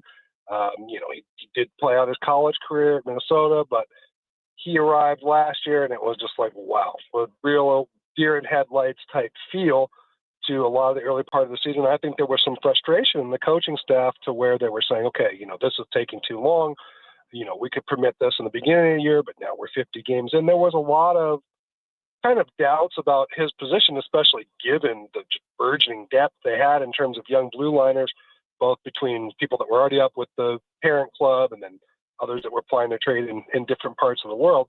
But he had a killer offseason, not only in the gym, but he got into martial arts and different things that I think brought, sort of the alpha out of him, for lack of a better word. And I have never seen a guy come in with that kind of 180-degree turnaround in his attitude, in his posture, in his poise, and then, it's translated to his play on the ice. Part of it is that he and Drew Hellison, who's also become kind of a sneaky good part of their defense corps, are really close friends. I think that's helped him on the social level. But in general, he really took ownership of his development and of his play on the ice, and man, it took off fast. Now, is Trouba going to play tonight? That's, I think, still up in the air. Yesterday, it was in question, so we shall see. I actually probably have more Oilers updates than Ducks ones because I worked their skate today. I did say that you guys are going to go with the underman 11-6 alignment, at least for now. Teams do play shorthanded for cap reasons and different things like that, and obviously they've been doing a whole lot of juggling lately with everything that's been coming at them. So, but yeah, we'll see about that. And obviously, they didn't have Trouba, had Shellington in for Minchukov in Calgary. we'll see what they do. They have changed up the components on the back end, some even without injuries this season, bringing guys in and out, again, just because of experience level and also just depth, number of bodies. Yeah, you look at the orders, and now mathematically, if they wanted to bring up someone from Bakersfield because it's close, they could put Klingberg retroactive LTIR and bring up to the 27th, so then he'd be out the final 6 games of the season. But they could do that if they want. I'm not sure they will. They might just go 11-6. But, you had Draisaitl skating. He's not going to play. McDavid, not going to play. Trent Frederick got re-aggravated his ankle injury there. There's no Ekholm. There's no Skinner. The orders are definitely, missing some key guys tonight. But I was looking like this is the first time in a decade that the Ducks could win the season series over the orders. The last time they did it was in McDavid's rookie season when they went 3-1-1. The Ducks have had some real good success against the orders this year. Absolutely. And I think, you guys being in Edmonton, you get a firsthand look at some of the things that have come forward in the Ducks game. In recent years, you have a disadvantage in size or in skill or in speed. You can compensate for that. You can do different things to mask it. But when you're at a disadvantage in all 3 areas, that's when you tend to get run off the ice. And that had been happening against Edmonton, against Colorado, against the teams that could really push it. But then this season, to win 2 out of 3, and frankly, the third one was right there. Herculean shift for Draisaitl at the end of that to make the difference. Yeah. You see that they've come forward. They're playing a faster game. They're playing a more connected game. They're playing a more coherent game. There were years at the tail end of the Eakins era and really the outset of the Cronin one too, where, wow, you looked at this group and said that they're really ways off. And now to come back and win 2 out of 3, be very competitive in the third game. They gave up the first goal in all 3 games and didn't get disheartened. I think they gave up the first 2 in 2 of them. That's a big step forward. This is a faster team, a deeper team, a more skilled team, a more confident team, but it's still very much a work in progress. I think this year they had the season that they wished they would have had last year. Going in, they were looking at saying, okay, we might be a 80-ish point team, and if things go well, and then everything just completely disintegrated, mostly with injuries, but also lack of experience on the back end. Some of the experienced players they did have didn't exactly buy into the new system. This year, I think it's been a lot more smooth sailing, pretty much on all fronts. At the beginning of the year, they were very reliant on goaltending, but now that's even balanced out. Since the 4 Nations break, they've had a number of guys really heat up. McTavish, Carlson, and that's given them scoring depth. Before they had one line. That was their shutdown line and their scoring line. Those guys played in the first power play predominantly. Now they've got 3 lines that can all do damage. And actually, Chris Knoblauch was talking about this morning at the skate, saying that, now they do have a lot better spread. They have 3 lines that can hurt you, and that's something that Oilers will have to be aware of.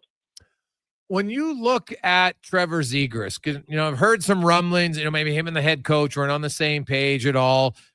He seems to have been a lot better here the last few months. What do you make of Zegras, the coaching staff, the organization, and kind of where they view him long-term?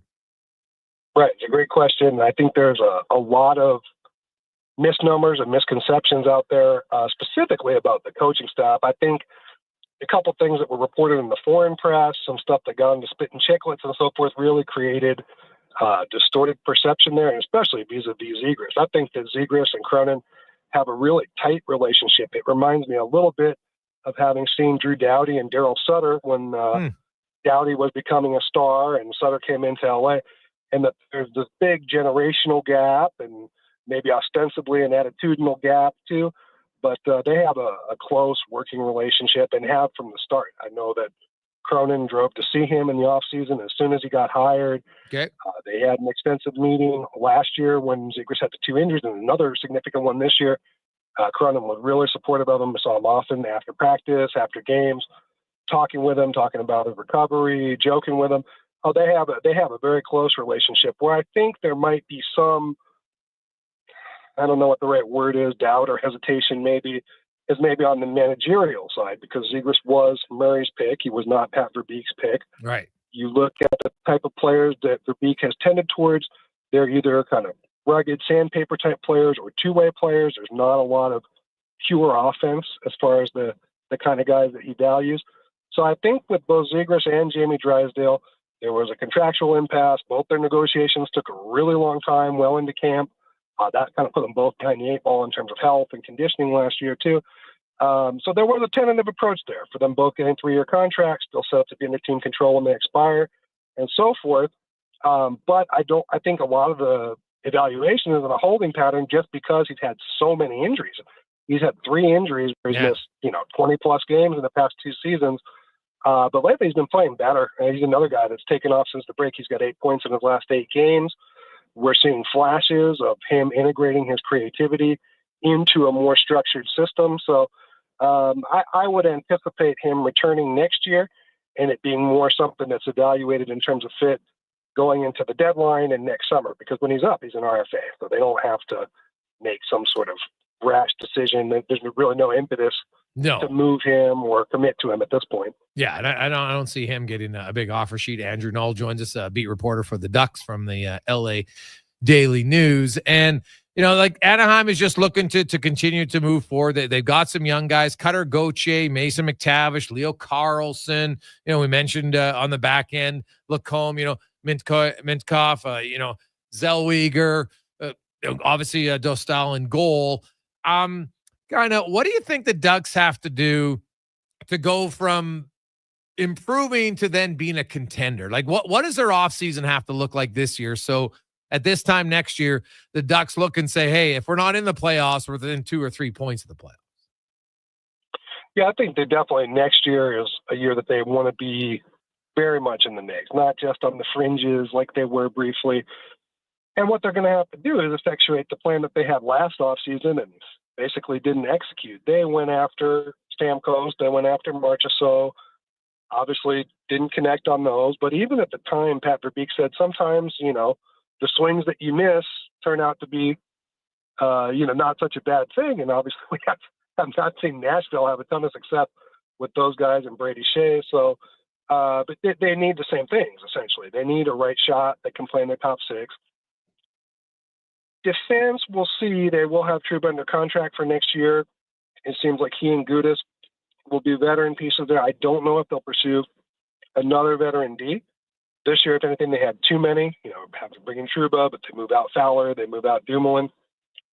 That remains to be seen, but I think definitely a right shot for their top 6 forward group would be essential, somebody to complement Terry in that regard.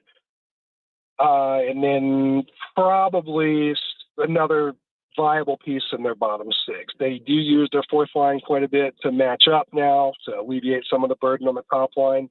I think they could probably use another solid piece there. So I think those 2 things would be the major emphases. We'll see if they make any sort of change in goal. They don't have someone imminently ready to step into the NHL level, but there's always murmurs about John Gibson and rehoming him, and obviously they're going to have to really give Dostal a nice raise after the season he's had. Yeah, well, I think he's obviously their starter moving forward. It's just a matter of, at this point, can you find a backup? John Gibson costs you a lot, but if you're not a cap team, but he plays well, then who really cares about, what the cost number is on that? And then next year's his last year of his deal, which makes him infinitely more tradable. Yeah, at this point, like you said, they're not a cap team, so they have a lot of flexibility as far as retention, as far as maybe taking a contract back, different things like that. But they want to be a cap team soon. I would not be surprised at all if in 26, 27 they were a cap team. So they've got to look ahead to that. But yeah, in the short run, I really think that getting a mature, consistent forward in there would do a lot for them. They thought they maybe had that in Alex Killorn, but they knew that they were signing him at an advanced age.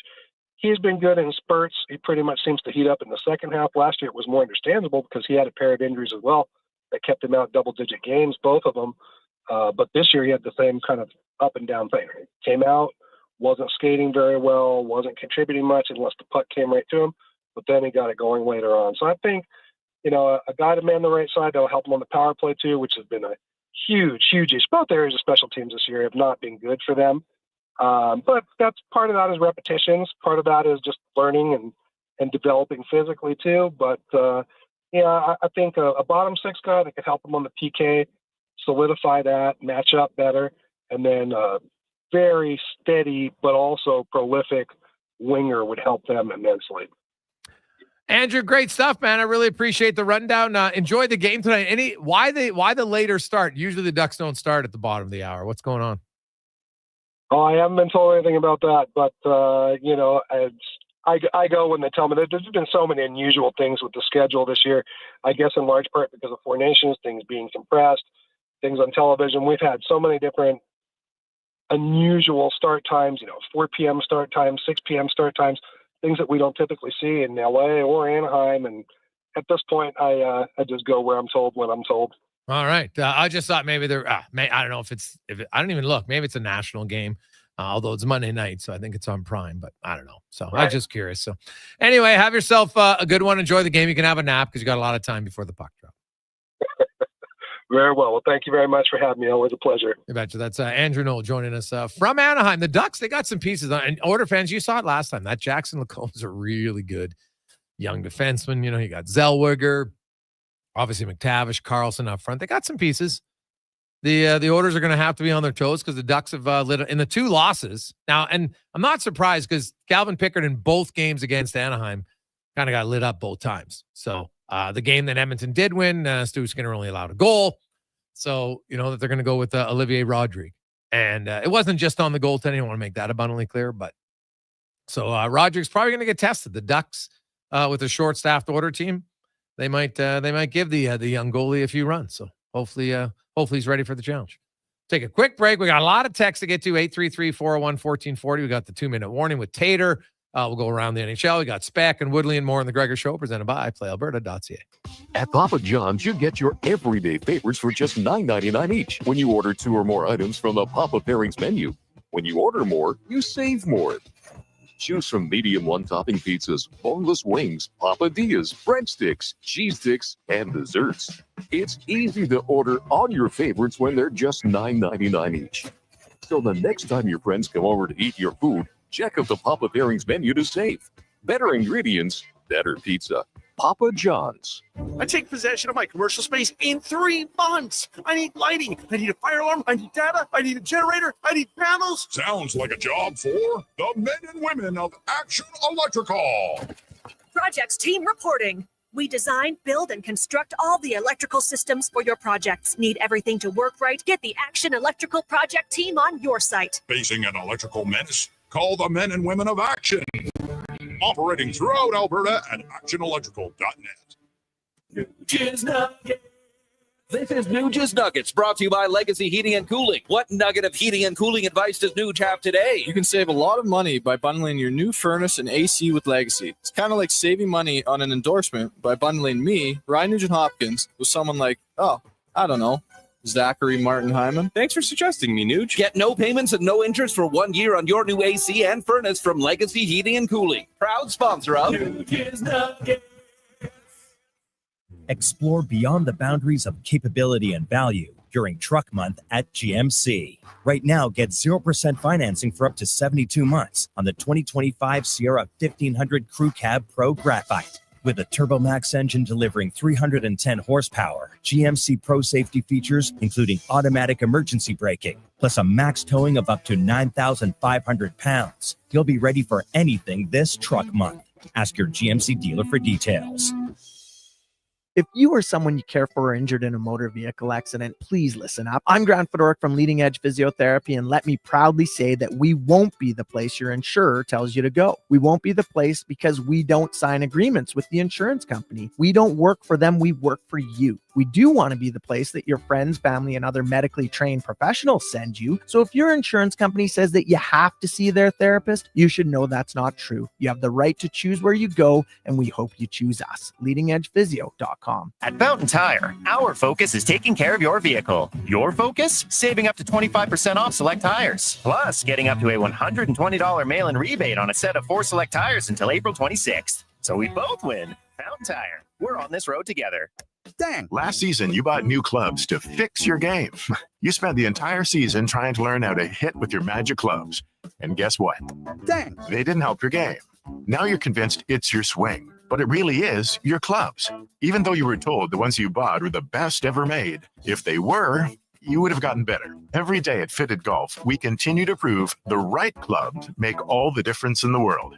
From beginners to pros, Fitted Golf makes all the difference. Yes. FittedGolf.ca. The All-Timers Face-Off presented by Christensen Communities Limited hits the ice April 25th to 27th. This Edmonton-based tournament pairs hockey fans with some of their favorites from the NHL Alumni Association for a fun-filled weekend featuring a champions luncheon and tournament. Teams are already fundraising in the community, enabling the Alzheimer's Society of Alberta and Northwest Territories to continue providing help for today through free education programs and support services, and hope for tomorrow through research. For more information or to learn how you can get involved, visit alzheimersfaceoff.ca.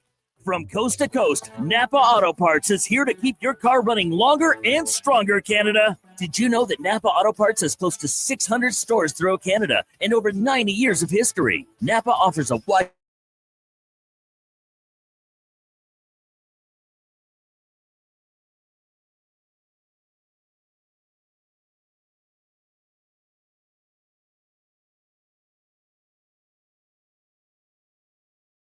Napa know-how.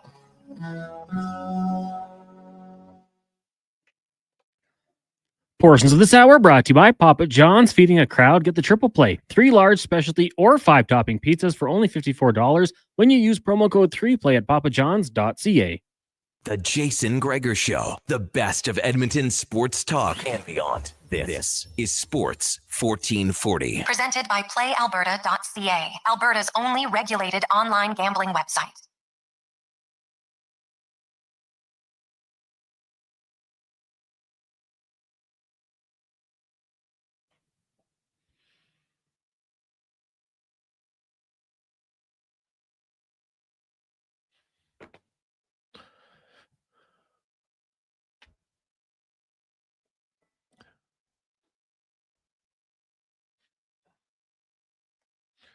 We fly through Monday afternoon, Sports 1440, Oilers Nation, YouTube, Facebook, X, and Instagram, sports1440.ca, Oilers Nation, YouTube, Facebook, and X. Hope you're having an awesome day. Oilers in Anaheim to take on the Quackers. They wrap up their 4-game road trip, just trying to get a win. They got a win in Vegas, win in San Jose. Win tonight would be a pretty good road trip, don't you think? Especially without McDavid in any of those games. Draisaitl, of course, not expected to play tonight. Although I guess there's a chance they could dress him if they wanted to, as the 12th forward. We'll find out for puck drop, or they might just go 11-6. Like, you don't really have much to play for if we're being real here. I know there's some people that are like, oh, they could miss the playoffs. They could miss the playoffs. Sure. Mathematically, yes. Realistically, no. They cannot. So, see what happens tonight. But we do know Olivier Rodrigue will get his first NHL start tonight. Troy Stecher playing on his 31st birthday. Pretty good career, man, for an undrafted guy. And you know what? Shows up, gives you everything he's got every night, highly competitive. It's kind of funny, like, when you watch him in the game, like, I don't know if I've ever seen Stecher smile in a game. I might have to ask him that next time. Like, he has got like the perma scowl on when he plays, and that's fine. There's nothing wrong with it. Like, he's a pretty serious dude in the game. I think he's got to play with an intensity at his size that every shift, every time is just, you know what? It's balls out. Everything doesn't hold back for anything, because he just probably doesn't feel like, you know what? He's comfortable enough to say, hey, you know what? I can have a quote night off. No, not for him. So it's kind of good. Now let's get to the 2-minute warning with Cam Tate, brought to you by Legacy Heating and Cooling, where the rates never change. No overtime charges. That's how you build a legacy at legacyheating.ca. Cam Tate, longtime journalist in town. Cam, of course, has cerebral palsy. He's in a wheelchair. Has always wanted to be on radio, but disability didn't allow it until now. The wonders of technology. Cam's words come to life in the 2-minute warning. Game 7, Tuesday night. Prince Albert, Saskatchewan. Edmonton Oil Kings. Prince Albert Raiders. We arrive at this. Get ready for this broadcasting. Bonanza Extravaganza's word of the day. Crescendo. How's that there, Gregor? Talk to me now. The crescendo of the best-of-7 quarter-final between the Raiders, who finished second in the Western Hockey League's Eastern Conference, and the 7th place. Oil Kings. The mere fact we're having this chat is indeed remarkable for the Oil Kings, who haven't made the postseason for several years, and here we are, playing for all the marbles for this series, at least. Game 7, from Edmonton's point of view, playing in the Art Hauser Center, built in 1971, are comfortable. Just look at Game 1 of this series. They beat the Raiders 3-1. How about that? Connor Halley in Game 1. That's the lone victory for Luke Pierce's lads in PA. So perhaps it's time for another IT word of the day. Bookend, how does that get you going? Bookend the series with a win. The Oil Kings haven't won a game since Game 4, so the Ducks, they are, oh my goodness, on the pond. 4. Game 7. The Oil Kings bust like so many other hockey clubs. Good hockey clubs, you understand, are grinding over thousands of kilometers right now. It's playoffs. We are a day after the 7th anniversary of that terrible Friday afternoon. The afternoon that not only took the dreams of 16 members of the Humboldt Broncos, it took their lives when their team bus, a third dressing room really, collided with a truck. That sting, although somewhat subsiding over time, will never, ever go away. And although the stakes are the highest in a deciding game of a best-of-7 series, there is one more thing that is more important, and that is everybody, I mean everybody, gets to and from, safely, from every Game 7. 2-minute warning with Cam Tate. Jason Gregor Show, Monday, Friday. Sports 1440. It was yesterday, of course, the 7-year anniversary. It's crazy how time flies. 7 years since that horrific crash and cost the lives of so many who lived and many survivors whose lives have never been the same because of that. And just, you know what, we went on a walk yesterday afternoon and came across 2 benches in St. Albert side by side. There's a Stephen Wack bench, and then you have Jackson Joseph at their bench, and there was some green and yellow balloons on it. And it was just, it was a beautiful day out, and they got really nice inscriptions on those benches. And I know for the Wack family and the Joseph family, and all the families involved in that horrible day.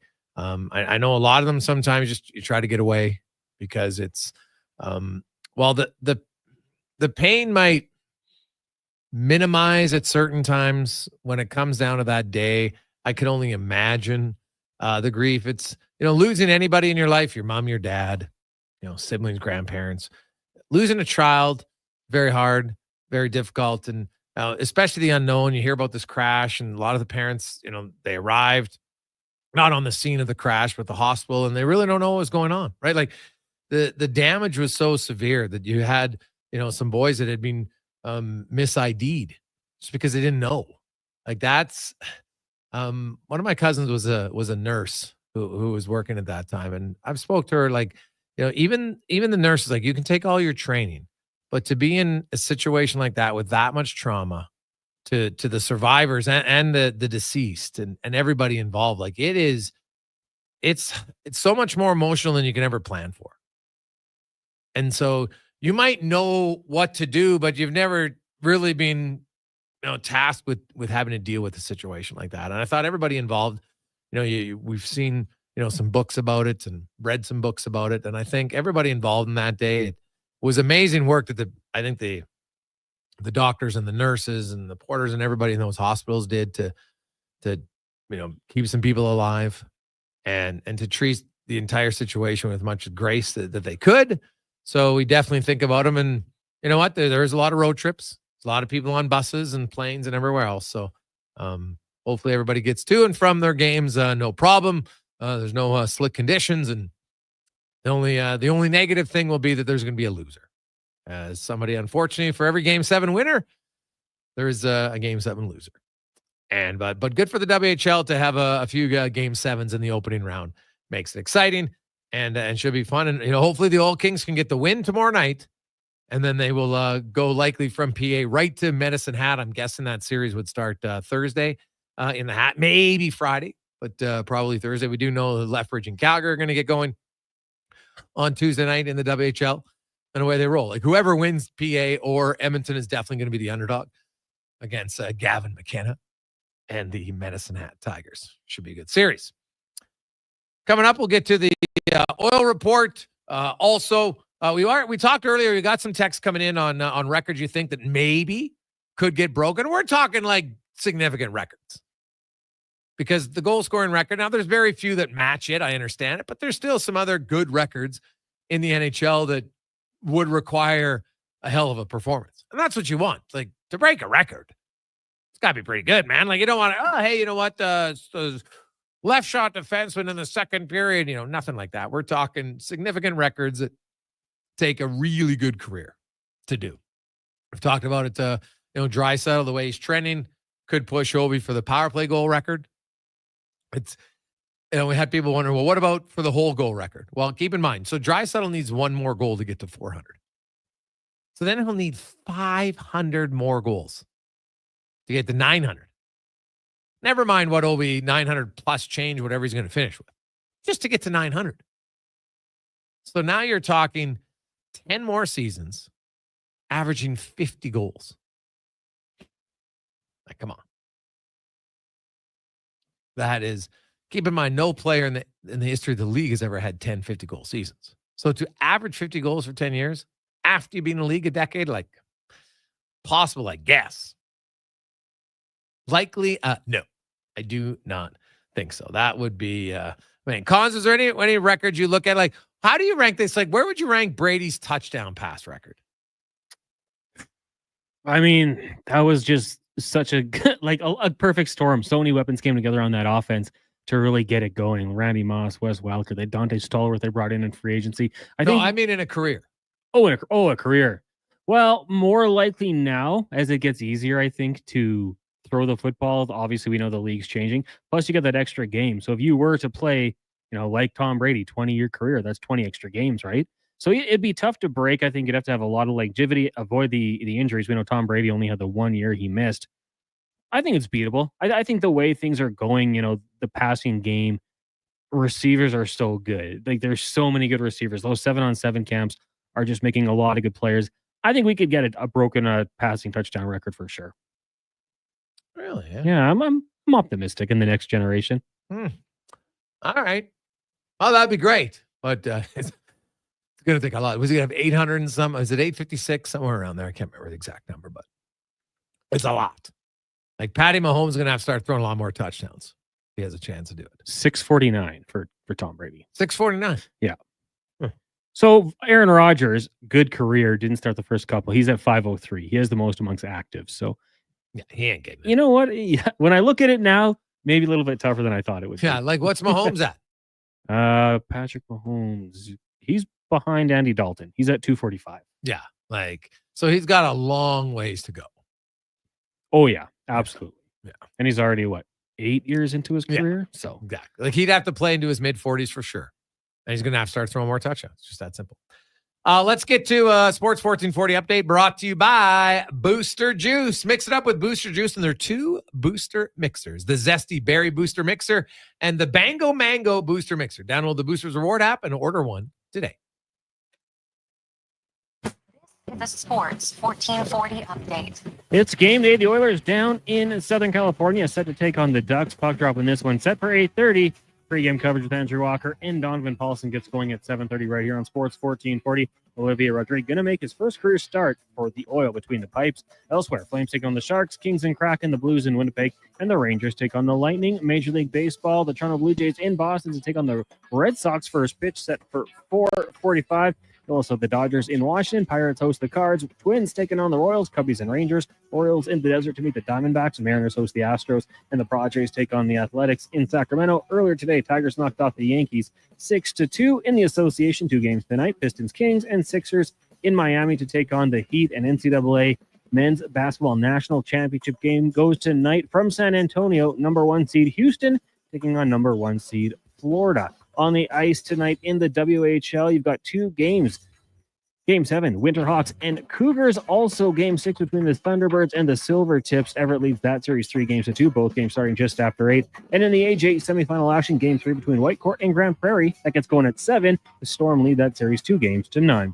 Coming up in hour 3 of the Jason Gregor Show, we will take a look around the NHL, discussing the Washington Capitals with the voice of the team, Joe Beninati. Also, 5 questions and the Oil Report. I'm Connor Halley. This has been a Sports 1440 update. Sports 1440, Stingray radio station. CKJR broadcasts from West Edmonton Mall and Wetaskiwin. Download the free Stingray music app and listen wherever you go. Do it, do it, do it. Your vehicle is a big investment. Protect it at Hughes Car Wash. We use only clean, fresh water and the highest quality car wash soap. Hughes Car Wash, the car wash pros. Do it, do it, do it. Do it at Hughes Car Wash. Find us at HughesCarWash.com.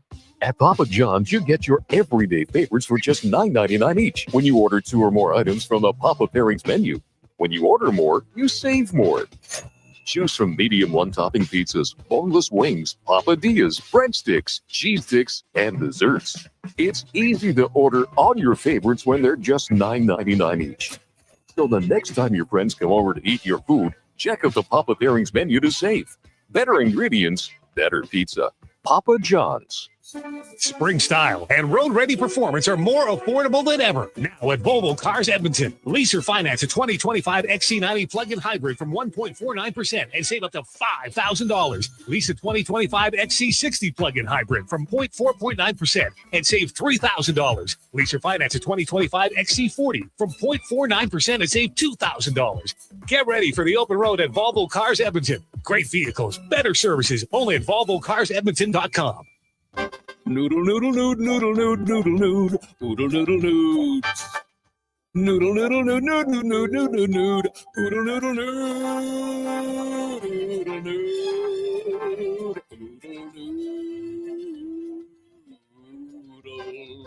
noodle, noodle, nood, noodle, nood, noodle, nood, noodle, noodle, nood. Noodle, noodle, nood, nood, nood, nood, nood, nood, nood, noodle, noodle, nood. Throw a load down to Oodle Noodle tonight because dine-in is open. Whether you're a craft beer connoisseur or more of a wine aficionado, there's always something new to discover at Sherbrooke Liquor, a unique family-owned independent liquor store. The selection, incredible. The non-alcohol section is also very impressive. Sherbrooke Liquor, expert, knowledgeable staff with a passion for unique finds. More than just a liquor store, we're a community. Alberta's best, the one and only Sherbrooke Liquor. Wine, spirits, and oodles of beer. Visit SherbrookeLiquor.com. Legacy Heating and Cooling is the #1 heating and cooling company for people who want heating and cooling, because you'll save a bundle by bundling. Then you can use hot, cold, hot, cold. Come on, thermostat, do what you're told. Turn up the heat, turn up the cold, to the vents start pushing out tornadoes. Bundle my furnace with some AC. Gonna get a new from Legacy! Oh, yeah. Save a bundle when you bundle your new furnace and AC from Legacy today. Plus no payments and no interest for 1 year. That's how you build your legacy. Legacy Heating and Cooling. I'm Rick Showers from Knoblauch RV, and I love the word April. April would be a good nickname for me because April is the month where we have the most quality used RVs on our lot. That includes camping trailers, fifth wheels, motorhomes, toy haulers, big ones, small ones, and they're all in one convenient location here in Leduc. Sounds like a lot of used RVs. He'd have to. Rick. That's he's gonna right, have to start. Bob. We Get always to have hundreds of used RVs for you to see up close and personal. But in April, we have even more because the people who sell their RVs with us know that this is when folks are looking to buy. It's the best time of the year, whether you're buying or selling. Sounds like you'll be busy in April, Rick. You know it, Bob. Our team works hard connecting families with the right used RV for their outdoor lifestyle. With one trip to No Bull, you can see more RVs than you'd ever think possible. And it's a great way to spend a day in April. And that's no bull. NobleRV.ca.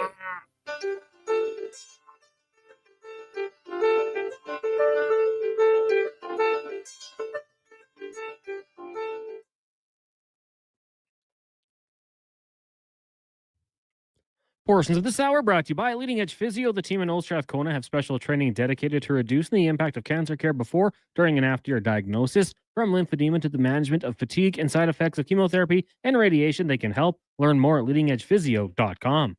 The Jason Gregor Show, the best of Edmonton sports talk and beyond. This is Sports 1440. Presented by PlayAlberta.ca, Alberta's only regulated online gambling website.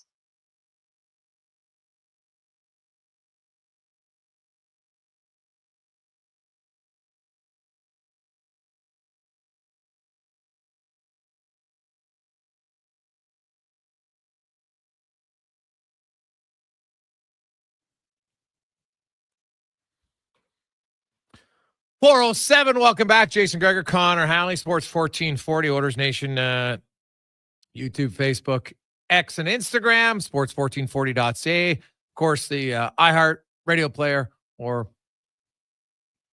Stingray app. Take the show with you wherever you want, across the province, cross country, even into the U.S. Just make sure you're using 5G network when you have it. 833-401-1440, 833-401-1440. You can text us in our inbox. The Gregor Show is always presented by PlayAlberta.ca. Use the promo code Gregor100. That's Gregor100. Get some free plays when you make a deposit, as well as in casino. So good luck to you. Good luck. We will get to the oil report momentarily. Also, we got a lot of texts coming in, 833-401-1440. We'll hear from the head coach of the Oilers, Chris Knoblauch, as gives a little bit of an update. And so let's do that right now. Brought to you by Volvo Cars Edmonton. We're stopping right now at Volvo, of course, the number one Volvo dealership in the city, but in the province, in the country. When it comes to new sales, 13-time Excellence Award winner, and right now, XC40s, XC60s, XC90s, you can lease or finance for as low as 0.49% all the way up to 1.49%, and you can save anywhere from $2,000 up to $5,000, depending on which vehicle you get at VolvoCarsEdmonton.com. First, Knoblauch talks about Rodrigue and the fact that he's put in his time, and now tonight he will get his first NHL start. It's very exciting. You see a player who's put his time and work in to get rewarded with a game. And, we talked to him a couple days ago about the possibility of playing. And, obviously there's a lot of excitement and because they've waited so long. And it's exciting for him just to be up here and being with the team. And now to absolutely get your first start, I think he's very excited. Oh, yeah. I think no question. He also gave an update on Trent Frederick. He's doing all right. He's not obviously he didn't play very much. Things flared up right from the first shift the other night, but we feel that, again, like a lot of our players, will be fine and be ready for playoffs, but immediate return is not going to happen. So I guess that's good news on Trent Frederick, that they feel he'll be fine and ready for the playoffs. So now, how serious of a flare-up is it? I guess maybe not that serious, but does that mean he's out a week? Who knows? You never know, and you won't really know. I know we have a lot of texts, oh my God, they rushed him back. How can you say that? You don't know they rushed him back. They do all the things, and then you get into a game, and there's just certain situations you cannot emulate in practice. You can't do it, right? Like, because there's so many, like, even if you say, okay, we'll put him in battle drills. Okay, so he goes in battle drills. Well, even in a battle drill in practice, you're not running guys as hard as the opposing player is going to hit you, or you're going to hit them. And then let's say you're in practice and you're battling and everything's good. It's a controlled battle zone. Well, now you get into a game. You go to hit a guy, right? You hit him. All of a sudden you step back. Someone comes and hits you. You're not bracing for it. Oh, now all of a sudden all your weight transfers to your weak ankle. Maybe you haven't tested that. Way you go. It gets hard. High ankle sprains are no joke. They can linger. And this is with the best treatment they have. My nephew had a high ankle sprain when he crashed in the end boards back in late January.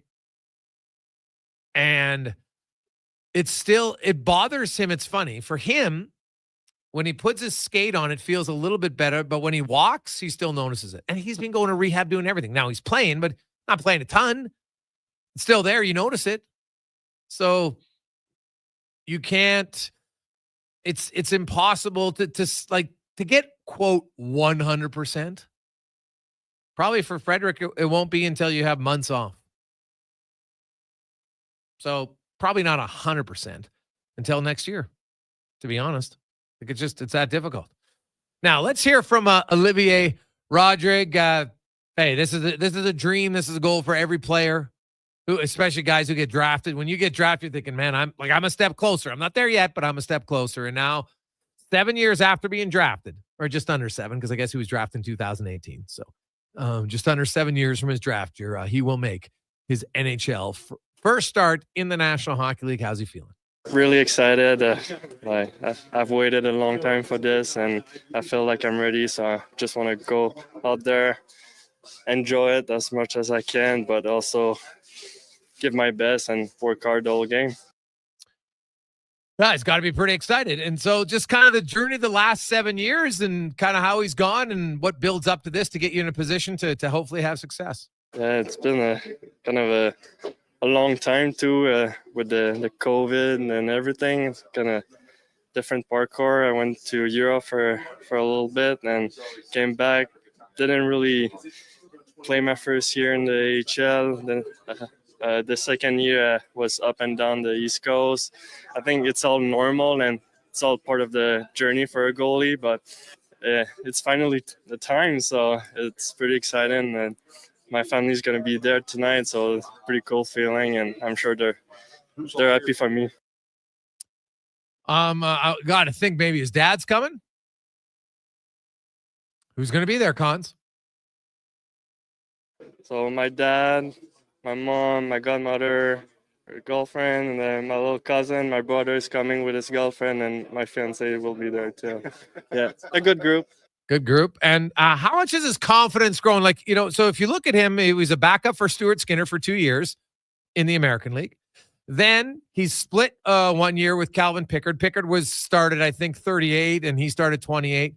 Then the next year, Rodrigue started a few more games than Jack Campbell. And then this year, he became the full-fledged starter. He had made 39 starts prior to being recalled, and Colin Delia had started about 21, so he was the clear starter. And just kind of, where's his confidence and where has he grown confidence-wise the last few seasons? Yeah, over the years, I've been playing a lot of games and a lot more experience too. So I think those experiences going to make a big difference over the long run too. So just like keep working every day and not being worried about what's going to happen or even thinking too far. So just being in the moment and enjoy it and work hard. So that's what you'll get to see tonight. A little bit later a start, closer to 8:40 Edmonton time for the puck drop. The Oilers and the Ducks. The Oilers have won the season series every year since McDavid's rookie year. That was the last year the Ducks won a season series against the Oilers. And Edmonton will try to at least split it, as they've lost 2 of 3 against the Quackers. Pickard lost the 2 starts he made. Stuart Skinner allowed 1 goal in his start to get the victory. And we'll see if Olivier Rodrigue, who does have 20 minutes of NHL experience, he played on March 27th in Seattle, came in for the third period, made a few key saves, allowed 1 goal on 8 shots. So, you know what? He's been with the team now for close to 2 weeks. Being in practice, facing NHL shooters, watching on the bench, did have 20 minutes. Obviously, he's still going to be nervous / excited for the game, but probably can't think of a better way to get prepared to be in the NHL, to have all this practice time from the shooters and get in a little real live action in Seattle. And now he gets to start against the Ducks. Now, it might only be his only start of the year because, I think Calvin Pickard's going to start on Wednesday and Stuart Skinner's close. Stuart Skinner's practicing and taking shots with that Coleman Kane here the last few days. Feeling closer, so you could see him. The Oilers play the Blues on Wednesday. Then they got the Sharks on Friday. We'll see. Now, after that, on the weekend, what they're into, Winnipeg on Sunday, and then they're back home next Monday against LA. So after tonight, only 5 games left. Getting closer to the end of the regular season, which is obviously, I think, exciting at this point for everybody. Everybody is ready to get things going. Let's take a quick break. When we return, Joe Beninati will join us, talk a little bit about a record that many people thought wouldn't be broken. And Joe had the call. We'll do it next on The Gregor Show, presented by PlayAlberta.ca. Play Alberta has hundreds of casino games right at your fingertip. Join thousands discovering why Fortune Coin is one of Alberta's most popular games. Fill your reels with golden coins, multiply your prizes up to 6 times, and turn good spins into legendary ones. Land the Fortune Coin symbol to win cash, trigger the jackpot, launch the free spins bonus, and watch as the dragon takes over your screen. New players get 100 free spins only on playalberta.ca. Claim your offer today. DJ Booster coming at you live with warmer weather, longer days, and dropping 2 new booster mixes for April from Booster Juice. Pucker up, party people! The Zesty Berry Booster Mixer features raspberry and lemon in perfect harmony. Then turn it all the way up with Mango Booster Mixer with delicious mango and pineapple notes. Mix it up with the new Booster Mixers at Booster Juice. Canadian-born, blending since 1999. Download the Booster Rewards app and order one today. The locks are on a timer. They're going to get out. Sounds like jobs for the men and women of Action Electrical.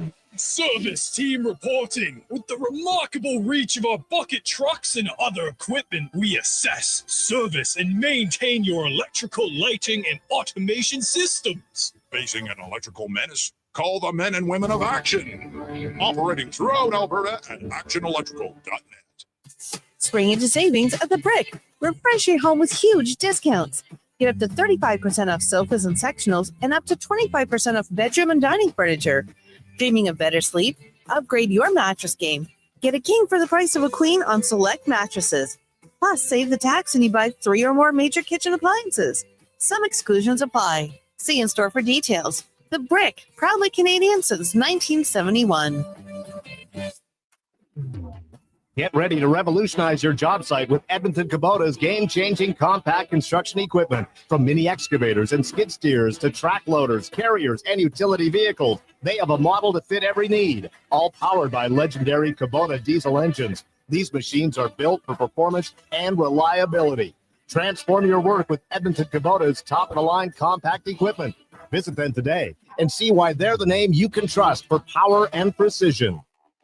I'm Rick Showers from Knoblauch RV, and I love the word April. April would be a good nickname for me because April is the month where we have the most quality used RVs on our lot. That includes camping trailers, fifth wheels, motorhomes, toy haulers, big ones, small ones, and they're all in one convenient location here in Leduc. Sounds like a lot of used RVs, Rick. That's right, Bob. We always have hundreds of used RVs for you to see up close and personal. But in April, we have even more because the people who sell their RVs with us know that this is when folks are looking to buy. It's the best time of the year, whether you're buying or selling. Sounds like you'll be busy in April, Rick. You know it, Bob. Our team works hard connecting families with the right used RV for their outdoor lifestyle. With one trip to No Bull, you can see more RVs than you'd ever think possible. And it's a great way to spend a day in April.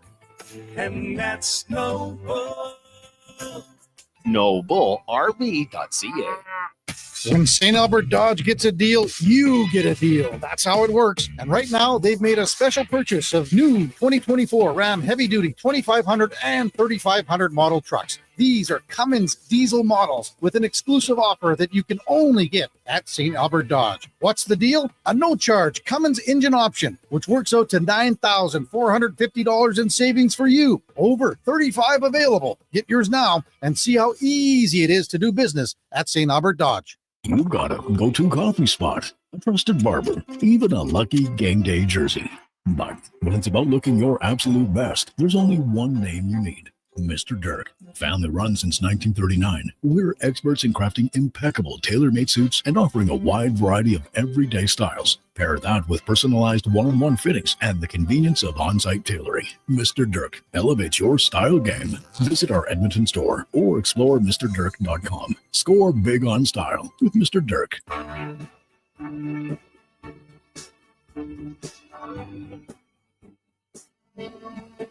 Portions of this hour brought to you by RV Wars. Due to the blizzard last weekend, RV Wars is back on again.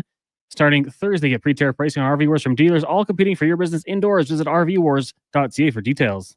The Jason Gregor Show, the best of Edmonton sports talk and beyond. This is Sports 1440. Presented by PlayAlberta.ca, Alberta's only regulated online gambling website.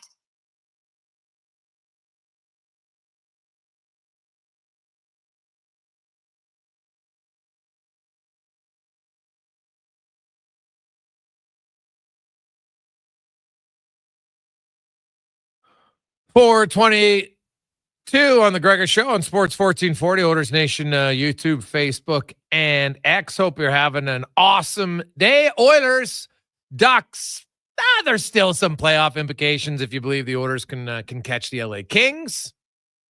I guess there's a chance. They are 4 back of LA. They do face them one more time next Monday.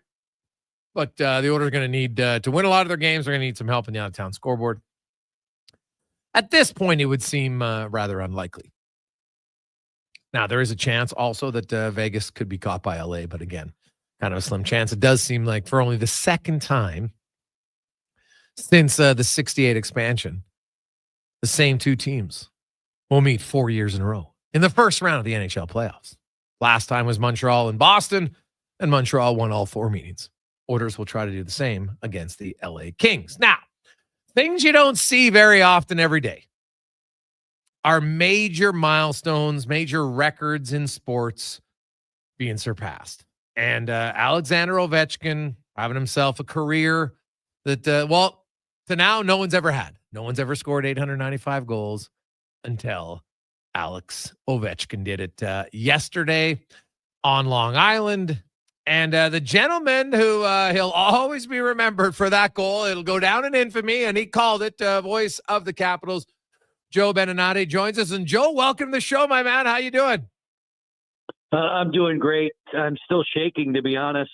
That kind of a day doesn't pop up, like you said, very, very often. And the crowd reaction Sunday on Long Island, Friday in DC, Jason, it was extraordinary. And this is a player who has taken us all on a 20-year joyride, and it still shows no signs of slowing down. 900, here we come. Yeah.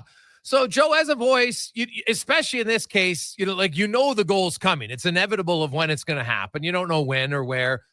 Did you try to? Where did you balance the try to be authentic in the moment, but have like a memorable goal call? How did you balance that as the voice?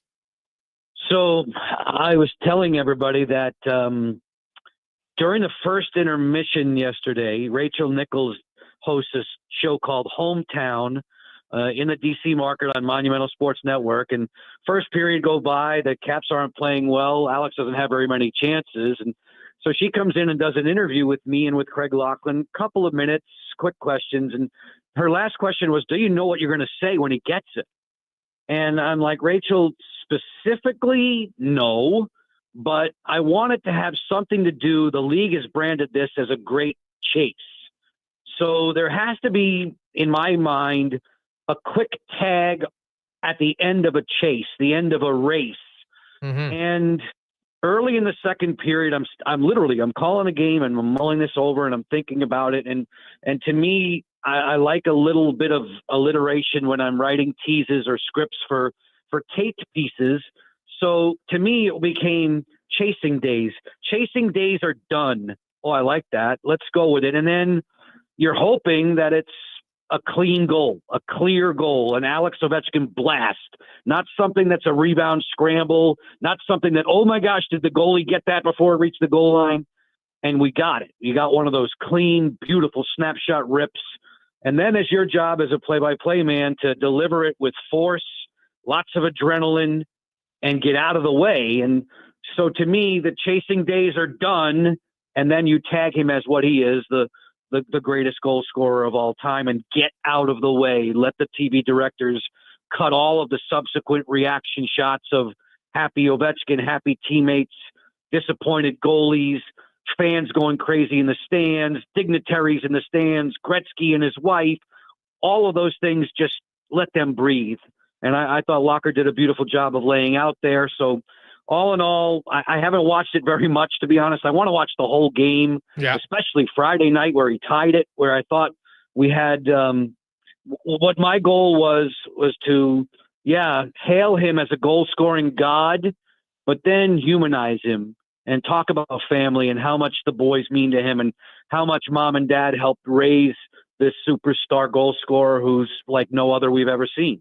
Yeah, no, it is true. Like it's, the difference in today's players is they're able to maintain their greatness longer through just, training and nutrition and everything else. Although I saw Malkin's quote about Ovi's like, he's not like a normal hockey player. He doesn't work out every day and he drinks beer.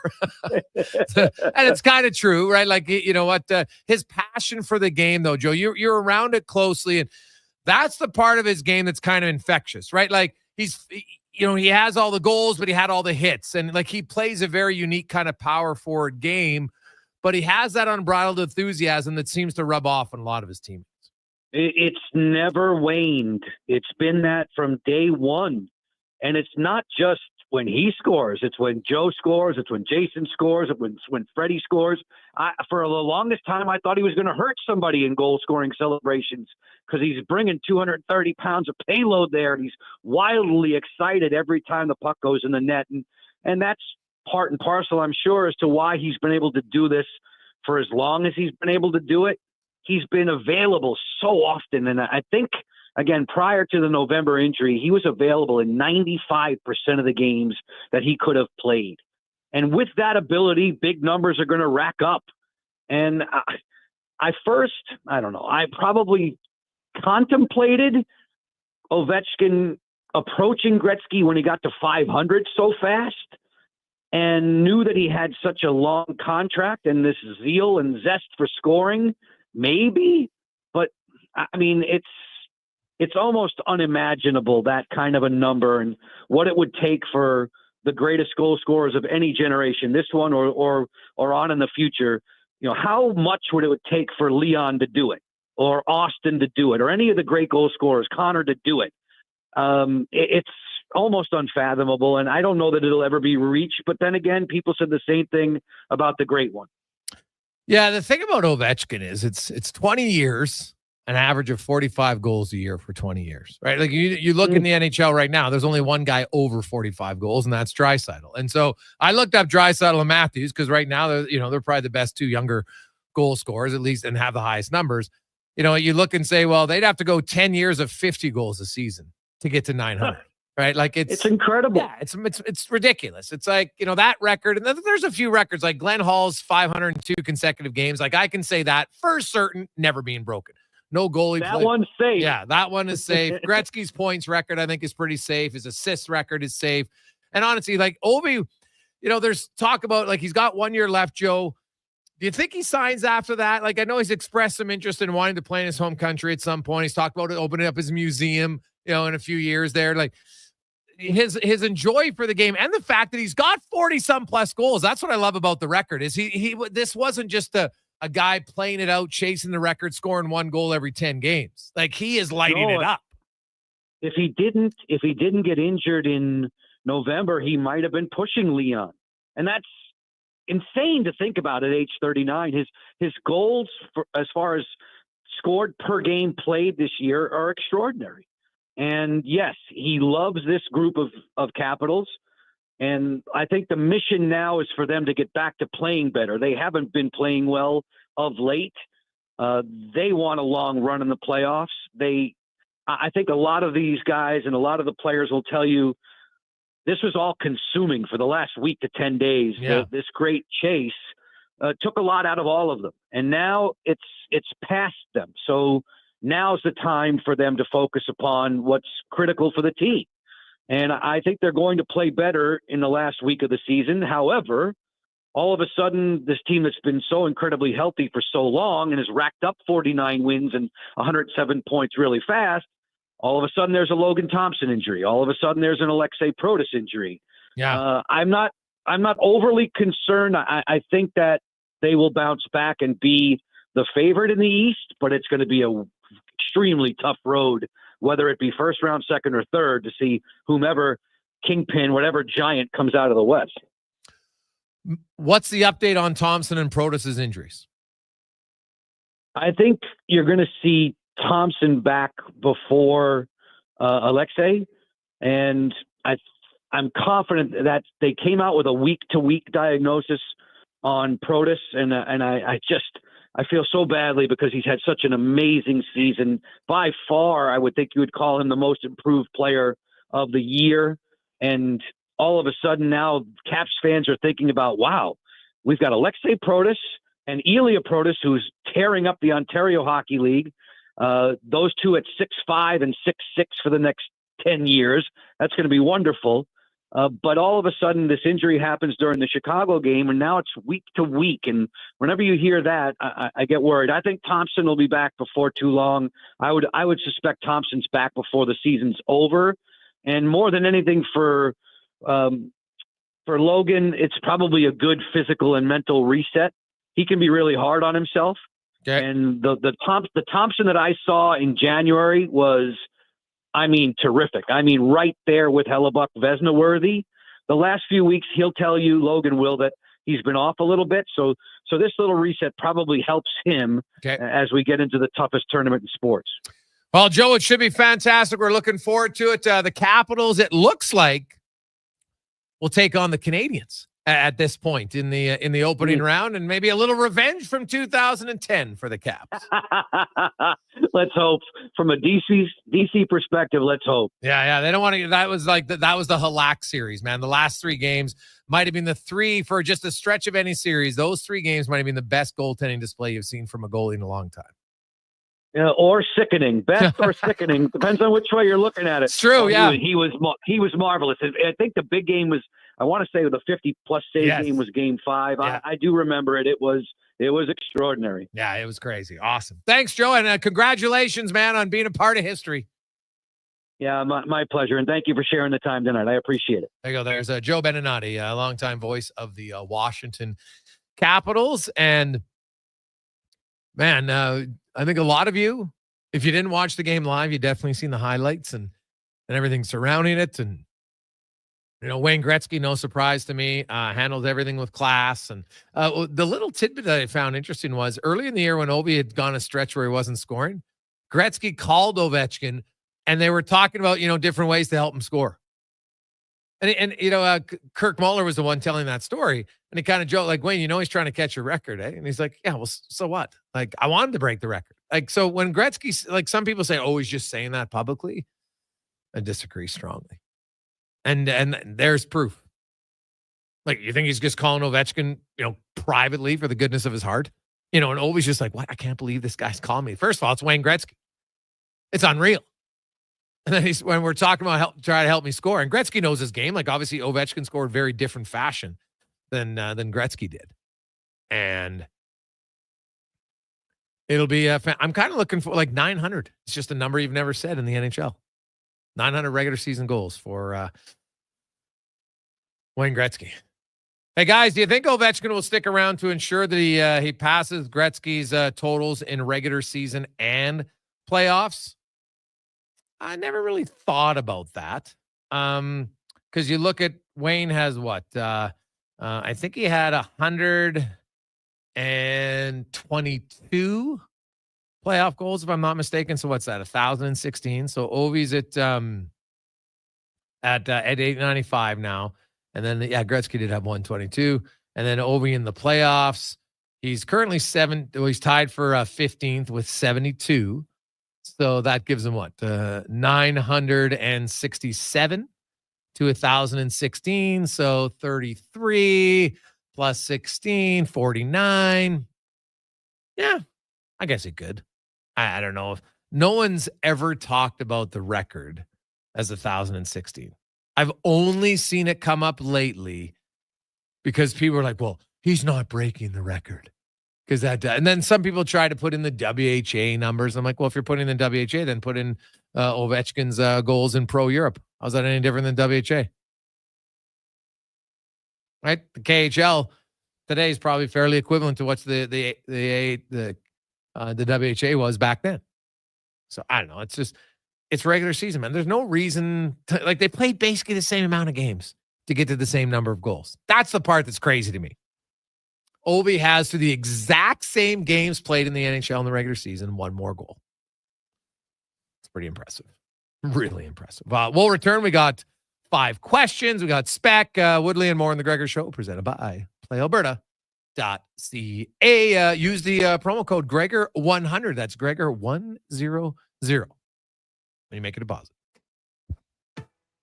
Silent Rides is one of Alberta's premier bus charter companies. With state-of-the-art motor coaches, we provide our customers with the safest and most reliable ground transportation. Our seatbelt-equipped buses have become the preferred carrier for many local sports teams, tours, corporate outings, and other various travel across Western Canada. For more information and to request a quote, call 1-877-748-0991 or visit silentrides.ca. Scott McGilvery here, HGTV host and renovation expert. The one upgrade I know homeowners will love: better, fresher Culligan water straight from the tap. Culligan's Aquasential reverse osmosis filtration system takes your water to the next level. With up to 7 stages of filtration and 14 filter options, they're certified to reduce over 90 contaminants. Your tap water is about to get a major upgrade. Safer water that tastes great. Get started with a free in-home water test at Culligan.com. Culligan, water you love. Dang. Last season, you bought new clubs to fix your game. You spent the entire season trying to learn how to hit with your magic clubs. And guess what? Dang. They didn't help your game. Now you're convinced it's your swing, but it really is your clubs. Even though you were told the ones you bought were the best ever made, if they were, you would have gotten better. Every day at Fitted Golf, we continue to prove the right clubs make all the difference in the world.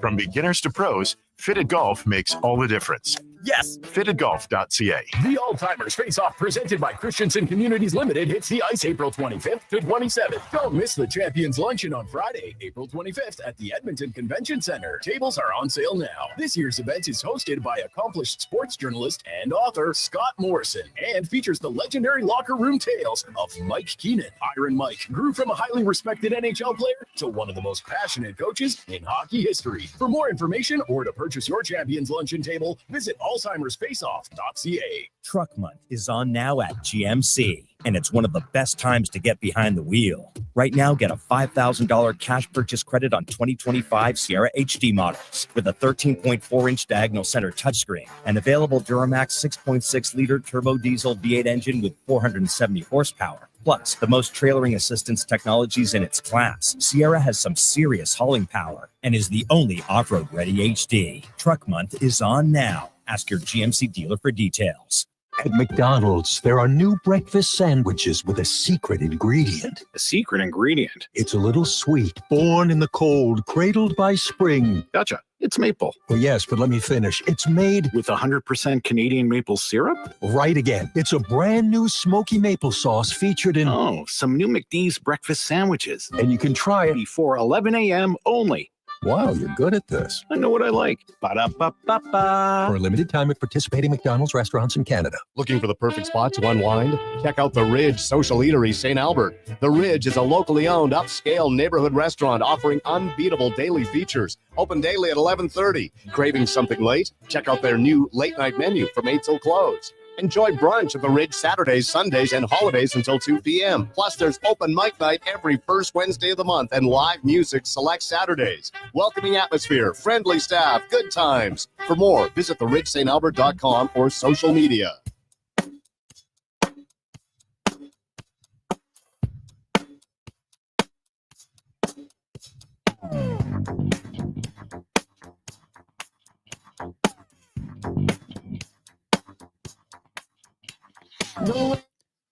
Portions of this hour brought to you by Can Torque. We offer sale, rental, repair, and calibration of hydraulic, pneumatic, and battery-powered torque wrenches, stud tensioners, and flange maintenance equipment. Order today at cantorque.com. Hat tricks, touchdowns, and home runs. Get it all with the Jason Gregor Show on Sports 1440. Presented by PlayAlberta.ca, Alberta's only regulated online gambling website.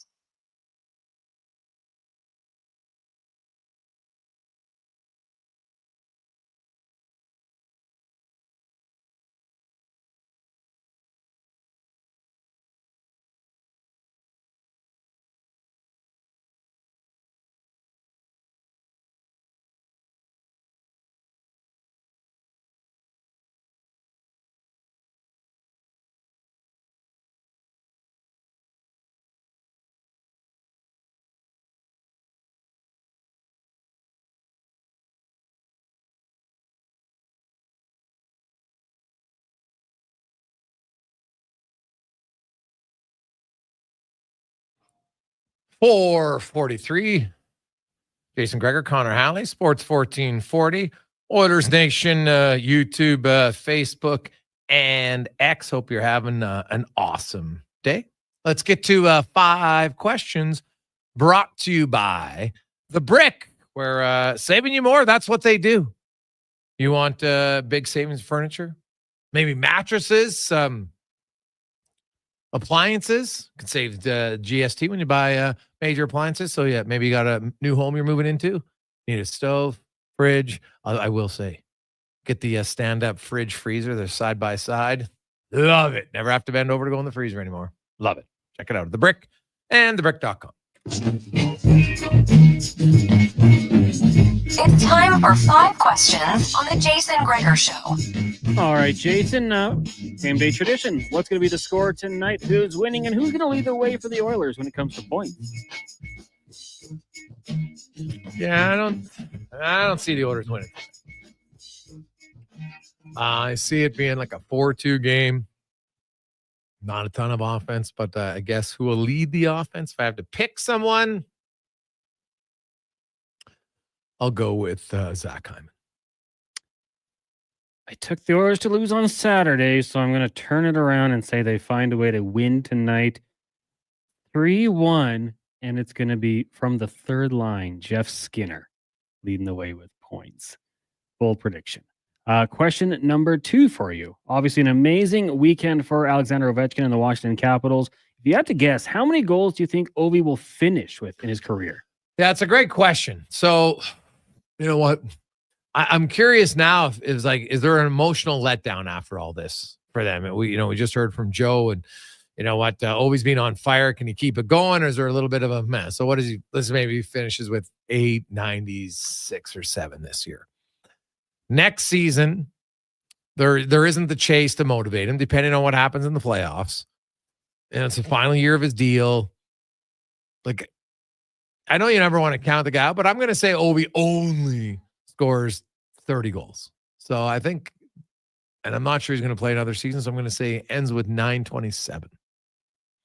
All right. Yeah, I'm with you. And you've seen the reports that he doesn't have maybe the most interest in re-signing after next season. So maybe it's one and done. I'll say he continues on a similar path, scores about 40 goals, maybe a couple more this year. So I'll say 939, just under 940. But would love to see him make that pursuit for 1,000. I don't know if he'll do it. Question number 3 for you today, Jason. Who's your pick tonight in the national championship, Houston or the Florida Gators? Right now, Gators slight favorites. Well, these are both teams I have in my bracket final, and I'll stick with it. I'll go Florida. I'm with you. Unfortunately, I did have Duke to beat Houston, but had the Gators to win it all, so I'm going to go with the Gators. Question number 4, great news last night for the Jays fans and Vlad Guerrero in his checkbook. Jays signing him to a $500 million deal when the team returns to Toronto per reports. How much, if any, impact do you think this will help the team bring in some star-studded talent when it comes to free agency in the future? That's a good question, man. Obviously, they're showing that they're willing to spend on one guy. It's a homegrown talent. So does that mean you're going to money talks in free agency? I don't know if it's going to impact future free agents a ton, to be honest. So I'm going to say it has very little impact on free agents. It's going to be now. How does Guerrero perform, and do the Jays win? Yeah, I mean, I kind of use it as a negative, saying that, like, why would players want to sign with the Jays? Can't even keep their own talent. So I think it doesn't hurt them. I think, obviously, Vlad Guerrero, man, the guy's talking to everybody on the first baseline. So maybe he makes some good relationships, can play a bit of a recruiting role. But yeah, I think it's just a good sign for the team to pay the homegrown talent, keep a guy in Toronto, not let him leave. And I mean, they've been making these huge offers to other players. Glad that Vlad got the money as well. Final question for you. Jackie Chan turns 71 years old today. So when you think of the movie stars out there, especially the guys that do their own stunts, who would you say is your favorite? Well, yeah, Jackie Chan. But I'll be honest, man, I give Tom Cruise a lot of credit for doing a lot of the own stunts of what he does. And, you know, you see those documentaries and stuff that are made about it. So I'll give the old man, Tom Cruise, pretty good props for a lot of the stunts that he does. Oh, yeah, that guy is ridiculous. The stuff he does with Mission Impossible. I guess I'll take Keanu Reeves. He did a little bit of his own work when it comes to the Matrix movies and then John Wick. So love a John Wick movie. Just those movies you don't have to think about. You just turn your brain off. You watch the action. Taken was another one for me with Liam Neeson. Love that movie for pure action. But yeah, those are probably the top 2. John Wick's got to be in the top for me. All right. Speaking of shows, like do you actually keep up to date Like when a show is coming out, and if it's the season finale, do you watch it or do you wait? Like, did you watch White Lotus 1923? Do you watch them as they're going week to week? Are you behind on things? So far behind. We didn't even know that the Righteous Gemstones new season had started on HBO. So no, we're far behind. I was talking to Declan about the White Lotus season finale. I'm assuming you got into it last night. Yeah, I watched it. What'd you think? I won't give away any spoilers. Thank you. What I think? Well, it depends kind of what your expectations are of the show. If you like things wrapped up, then you might be like, oh, right? Because I don't know. And some would say they wrapped it up really well. So it all depends on what your expectation is and how you deem certain things to be wrapped up. Like anybody who watches White Lotus, I'm curious which characters are going to be in White Lotus next year, because there's usually only one or two that carry over to the following season. So I'd be curious which ones they're going to bring back for season 4. I'm curious about that. I thought they did there was only one, and I won't, but there was one kind of wrap up that I didn't like. So I'll just say that, and we'll give it a week, and then we'll talk about it next week on the show. Because I get people, I get it. Not everybody, they got things going on Sunday night. They didn't get to watch it. That's fine. So we'll give you a week, and then after that, snooze, you lose. So yeah, I thought it was, I'd say good. Like there was parts of this season though that were just like, I don't know. I felt like other years, I don't know. There's a little bit of, I thought it was kind of too hokey wrap up. I'll just say that. Like a little bit too. White Lotus isn't supposed to be a feel good show. If that makes any sense, they tried to make it too feel good. I felt, and that's not really what's at the core of the show, and that's okay. Not every show has to be core. Everything's good and it all wraps up, and we all are okay. Like that's not what White Lotus is. So Jordo asking, like, he's 2 episodes in, does it pick up? I found from the first couple seasons, I don't know if it ever really like picks up. Oh, Jordo, I'll tell. There are a few episodes. Trust me, you're coming up on a few. Like the middle part of the season, I thought was quite good. There are some things that happen. You're just like, what is going on here? And there's some really funny scenes. So I think you'll like it. So yeah. Hey guys, is it true that the Baltimore Ravens offered Keanu a tryout after they saw him filming The Replacements? Steve Cons, can you look that up? I've never heard that. That would be I don't know. Was that a publicity stunt? I'm honestly, I've never even heard that. I'm seeing that it was a rumor, but it was not actually true. Okay. Yeah. That would make sense. Like come on. What could you have seen in a filming of a movie that would suggest, hey, this guy could be an NFL quarterback? No, I don't think so. Not at all. They could to bring him in. Well, you might bring him in as a publicity stunt. Give the quicksand speech and get out of there. Yeah. He said it was absolutely ridiculous. So no. Hey, Gregor, you mentioned earlier about Klingberg. Why wouldn't they LTIR Ekholm? Well, because I think Ekholm's closer to playing, number one. Like, Klingberg's not even skating in Edmonton. He's got an infection. He's not even skating. Ekholm's been skating the whole time. He's getting better. So if you LTIR Ekholm, he can't play until the final game of the regular season. So that doesn't make sense to me. Whereas Klingberg, if you LTIR him retroactive, then he would be done like his 10th game. Because you can't put anybody on LTIR. Like if somebody gets hurt in game with 9 games left, you can't LTIR him because it doesn't work. Right? Because then they would think that was just, now you're just trying to create cap space. So he can't do it. But because Klingberg, his last game that he played was March 27th, and the Oilers had 10 games left, they could put him retroactive. They could do it. So same with Ekholm, because he played on the 26th.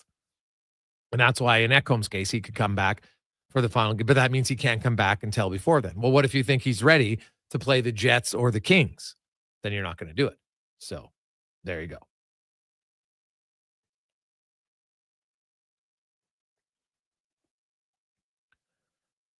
Hey, boys, I know that the coach said Frederick will be fine, but how do they know that? Well, they don't. No one 100% knows. It's a fair question.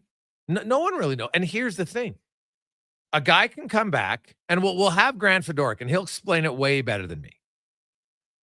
You can do all the rehab and everything and on that high ankle sprain and everything, and you test it, but you can never really test it because in a game of hockey, there's unpredictable plays that you can't practice for. And if all of a sudden, whatever, it's your right ankle, and it's a high ankle sprain, and you've done all the testing, you've done the mobility tests, and everything's passing, then you get into a game, and all of a sudden, right, you got a 230-pound winger or defenseman you guys are battling on, and he leans on you just at an angle you're not expecting. Boom, a little bit extra force. Now you feel it. How do you prepare for that? Like, you really can't. So, that's how you get a high ankle sprain in the first place sometimes. Like, what causes it? Variety of different things. Crashing hard into the board, your foot bends the wrong way. Those are some of the obvious ones. But we'll have Grant Fedoruk on tomorrow. And he's going to kind of get into the high ankle sprain. We're also going to talk about Stuart Skinner and like the neck, importance of a neck for a goalie, and all your peripheral vision, you're looking, there's so much of a goalie. You got to be centered to your neck. And we'll talk to Woodley coming up here next hour as well about that, because my understanding for Stuart Skinner is, feeling better, was taking part in all the shots from Kane and Ekholm today on the ice, which is a good sign. And obviously you want to get him into a few games. And so there was, I don't know how much of it is concussion / whiplash, maybe a little bit of both. I don't know. I haven't spoke to Stu yet about it. So, when the team gets back and he's practicing, probably because I don't know if the Oilers are even going to practice tomorrow. I think maybe not. Wednesday morning skate, go from there. Hey, guys, has there ever been a team that's had so many ups and downs like this version of the Oilers that went on to win in recent memory? From Drew. Now, you're talking like injury updates? Because I think what's kind of interesting is if you look at the Oilers' recent play, right? Like, just look at their recent stretch of games. They haven't played that bad by any stretch of the imagination, right? Like, they're not.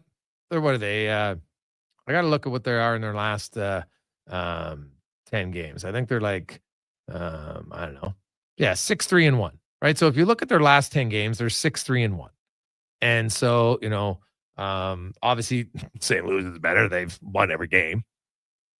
Dallas is better. They've only lost one in that time. The Maple Leafs. But the Oilers are like, they're 6-3-1. They're playing 650 hockey in their last 10 games. It's not a real big downfall, right? They've won 2 out of 3 on the road trip. So I think it's because the injuries have painted more of a negative picture around Edmonton. And I can understand that. People are concerned. Oh my goodness, are they ever going to get healthy? So I totally get it. But if the Oilers win tonight, they go on a road trip without McDavid, without Ekholm, without Skinner, without Draisaitl, and they go 3-1. It's not bad. Like, the Oilers, and in the meantime, if those guys are getting some rest and the rehab and they're feeling better, we saw Draisaitl on the ice today, and I guess there's a slim chance that maybe they dress one of those two guys tonight. Like, probably wouldn't do it, but you never know. They know their health issue way better than me. But I don't think Edmonton's, like, they've been a little up and down as far as had a terrible start, then had an unreal run of 30 games, and they had a little bit of a funk, and then they found it again. So they've been inconsistent. I'd have to go through it. I'm sure there's lots of teams that have been inconsistent at different times over the course of a season. It's rare to have like that Boston season where everything just goes good. Like, look at how good the Oilers were last year. For 69 games, they were great, but they had a tough start. So, it's a fair question. I'm just not. I'm not sure. Hey, guys, why was Kane back in Edmonton when he went on the road trip? From Johnny. My understanding, Johnny, it was a personal family issue, and thankfully everything's been rectified. It's all good. There was nothing to do with the injury setback or anything like that. So Kane, not an issue health-wise. So there you go.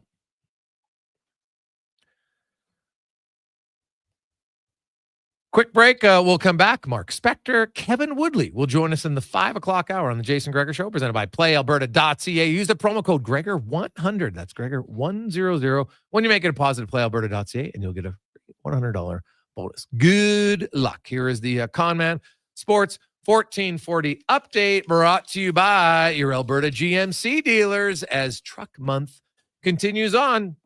GMC, you can get a $5,000 cash purchase credit on 2025 Sierra HD models. See more at gmccanada.ca.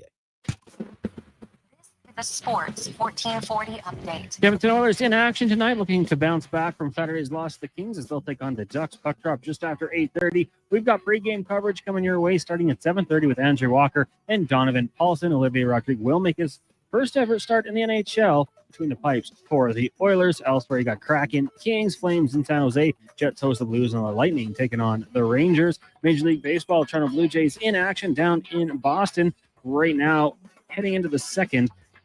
This one, scoreless, also Dodgers Nationals. Scoreless, Pirates lead the Cards 1-0 just at the end of the first inning. Later tonight, Mets host the Marlins Twins in Kansas City. Mariners taking on the Astros. Padres in Sacramento taking on the Athletics.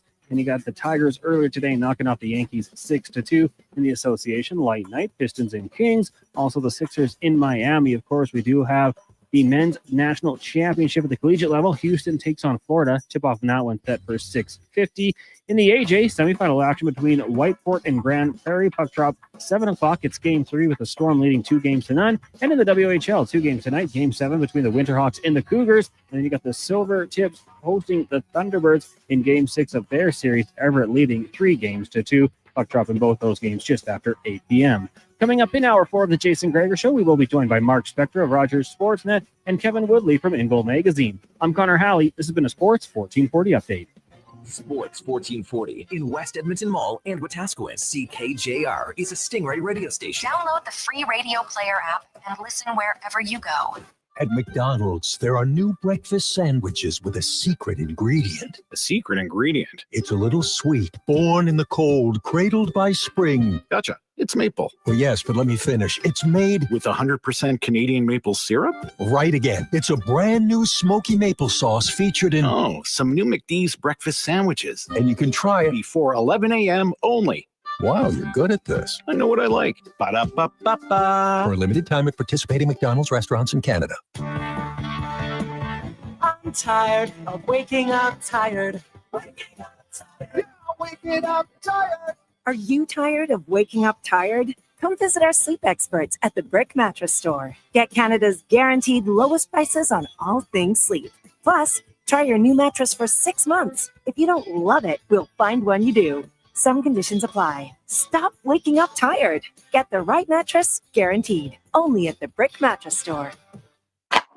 Another big goal for number 1, Titan Supply. They're dominating this series. Looks like a clean sweep. Spring cleanup is an easy win with Titan Supply. Not only can you trust them to lift, dig, and haul, but with their spring special on industrial brooms, cleaning grime, rocks, and dirt from parking lots, streets, and more is a breeze. Their service inspections help ensure you're safe and ready for the upcoming season. Titan Supply in Edmonton, Grand Prairie, Red Deer, and Calgary, and at titansupply.ca. Lift, dig, haul.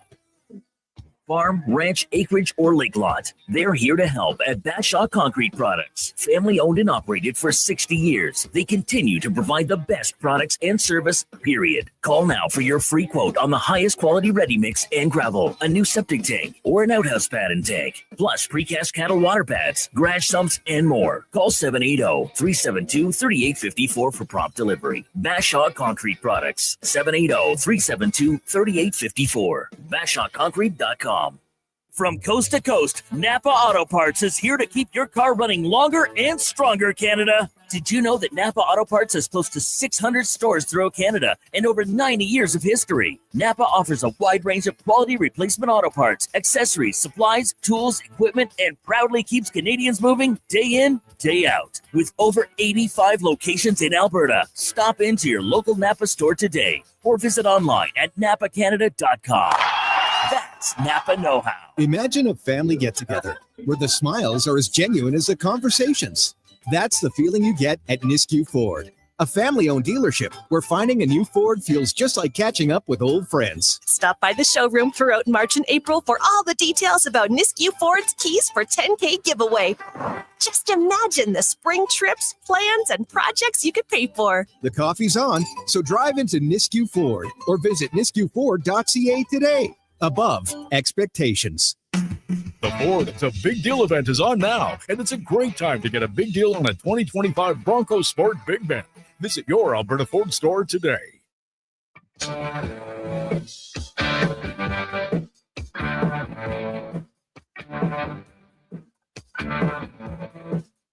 Portions of this hour brought to you by Sherbrooke Liquor. Sherbrooke is a house of curiosities, a mom and pop, a curated experience that is equal parts wine tasting and 2 fours for May long. See more at SherbrookeLiquor.com.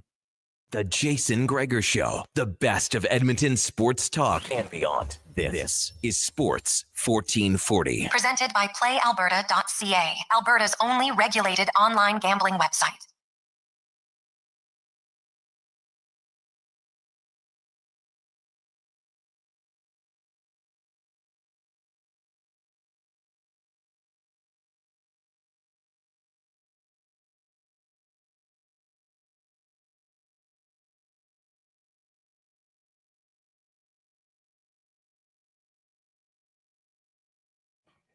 Just after 5 o'clock. Welcome back.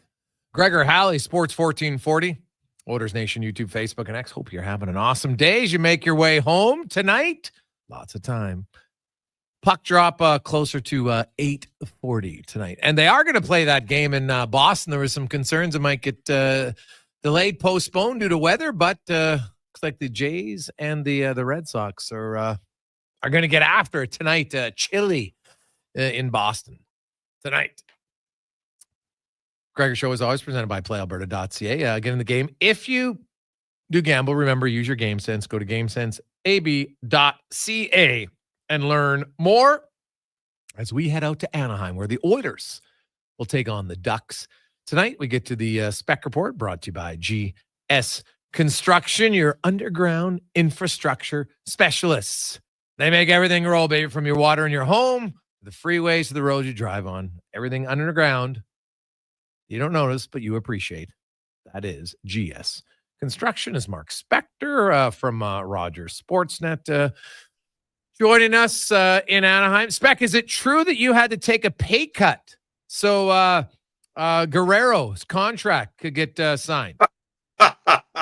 That guy spends more at coffee in the morning than I make in a month. So if they were counting on my paycheck to pay, what is he, $400 million over 15 years? No, 500 over 14 years. Oh, that's it. 500 over 14. Yeah. No, those kind of, when they talk about that kind of money down in the Rogers in Toronto, my name seldom comes up. You'd be surprised to hear, Jason. Well, Spec, let's start with the good news. Everybody likes the story, a kid making his first NHL start, and that will be Olivier Rodrigue. I love it. He didn't hide his excitement. Hey, you know what? I've kind of been bouncing up and down, and that's kind of how it is for a goalie path. And I look, there's only 4 goalies from his draft class who have made more than 1 start this year. 2 other guys have made 1 start. He'll be the 3rd. But there's only 4 guys from the whole draft class of goalies who have, so it's a long road for goalies. It's rarely a quick, I get drafted, I'm in the league within 2 or 3 years. Yeah, even look at Dustin Wolf. He was AHL goaltender of the year twice. Not just once, twice. Yeah. So, and he's a phenom. So, actually, one of the things Olivier said this morning I thought was interesting. They call him Ollie around here. He said, when you're down there and you see other guys going up with other teams, right? And you go, you can't cheer for an injury. No one's cheering for an injury. But somehow the Oilers never had the injury that resulted in him coming up, right? Their goalie's been very healthy. And really, so I think one of the good things is he did get a period of hockey in the game. I guess that was a Seattle game, right? Yeah. It was a blowout. So he got his feet wet. Now he gets to have this start. He's been in the net. He's been around the team. I'll bet you he gets over the nerves real quick and has a chance to have a good night. It is a nice story, Jay. And, hey, the Oilers, they're not they're 6-3-1, but there's just so many injuries right now that I think that's getting overshadowed by the Oilers are playing fine, right? They're 2-1 on the road trip. They beat a Vegas team without a lot of their key guys, but Trent Frederick comes in, and it was literally 6 seconds into that game. You saw him, he delivers a hit, and then it's just a little tweak, Spec, and you were the first one. You had it out there that Frederick had re-aggravated, wasn't going to play today. Knoblauch said he's we're confident he'll be fine for the playoffs. What do you think? Well, I talked to Stan Bowman today about all the guys, and they're confident they're saying it. They're confident that everyone's back for the playoffs. The only guy that sort of Stan said today that he was least confident about was Evander Kane. Okay. Because he's not like, if he hasn't been playing, got an injury. He just needs to heal and get back. He hasn't played for a long time. Right. So he suggested that finding Kane the time and getting him in the lineup, once playoffs start, he's probably the last of the bunch. But I asked him if, are you going to have all these guys back by the playoffs? He said, my medical staff is saying all our guys are going to be back for the playoffs. You reported today that Skinner skated with Kane and Ekholm. Yeah. Skinner is right at the end of concussion protocol, according to the general manager. There's one last test that he's ready to probably do very soon. Okay. So that, you pass that test and you can play. So Ekholm's had a ton of rest here. I mean, I don't know what his situation is, but both Knoblauch and in separate interviews, both Knoblauch and Bowman, they said it, that these guys are going to be back for the playoffs. So, let's hope they're right. Yeah. Well, like the Frederick one, it was interesting. Like he sat out for 10 minutes and he played a bit. And I will say, and it was a limited 7 minutes, but when Frederick is on the ice and a lot of his shifts back, like you're noticing him, right? Like he's an initiator. He's getting in scrums. He's punching guys in the face. Like it is such a welcome addition to a team that is so void of that personality. That's why you want him to play for you now. You want him to play for you in the playoffs. And he's 27 years old. You want Bowman to be able to get his name on a contract here, right? Yeah. There is any of our listeners right now who watch this Oilers team, we all disagree on lots of stuff, the group, including you and me some days. But I'll tell you what nobody disagrees on, right? Nobody disagrees that the Oilers need a little more of what Trent Frederick brings to the game. Everyone would be in the same page on that one. Yeah, he's got an injury and this sucks. That injury won't be around next fall, and hopefully not going to be around the playoff start. So they got to sign this guy this summer. That's going to be a giant part of Stan Bowman's summer. Yeah, I would agree wholeheartedly. Mark Spector joins us, Rogers Sportsnet. So, Spec, really, there's no other lineup changes. So are you expecting them to go 11? Because I did look it up, and I looked up the CBA, and you can't put a player on LTIR inside the final 10 games. However, John Klingberg could be retroactive IR to the 27th against that Seattle game, because I know he has an infection now, and then he would miss the final 10 games of the season, but that would be 10 games under LTIR, and he would fall in that category. I know it doesn't sound like it. It's 5:00. There's no announcement, but they would have theoretically had that as an option, although maybe they think he can get in a game, so they didn't want to rule him out for the regular season. Well, where is Baco? Are they in Tucson? Or are they just finished. They played Saturday and Sunday in Tucson, lost both games. And they're back to Baco, do we think? Yes. Okay, because they're dying for guys too. Like, I know. I'm not even sure where Derek Ryan is. He's in Edmonton. Yeah, he's in Edmonton. So getting them down here in time for tonight's game, listen, Chris said this morning, we're going one man short. We're playing with 9 players. So I think they just decided that, there is something to you fly a guy down here all day long. He gets here to play 10 minutes of hockey. He's probably not much use to you anyway. So I think they're going to go with 6 and 11 is what they're going to do. And one goalie on the bench. So I guess that's what I haven't seen one of those games for a while, but frankly, it's the fourth line winger. Oh, yeah. 11. You know what? It just means some guys are going to extra. I know they had Perry up with Hyman and Henrique, but we know that Kapanen, the coach, likes his speed. He'll play up a little bit more. So it's just an opportunity for some other guys to get a few more puck touches. Yep. That game in LA, Spec, offensively, not a big pulse, to say the least, from that game. They didn't generate much at all. And I know they're missing some guys, but on the other side, Spec, like the LA Kings didn't wow me in that game to think, oh, geez, it's going to be a real hard team to play in the playoffs. Like they look like the exact same team I've seen for 3 years. Buddy, they are the exact same team you've seen for 3 years. They got a couple things going. Fogle makes them better. He's been really good, and I liked him in that game. Kemper makes them better.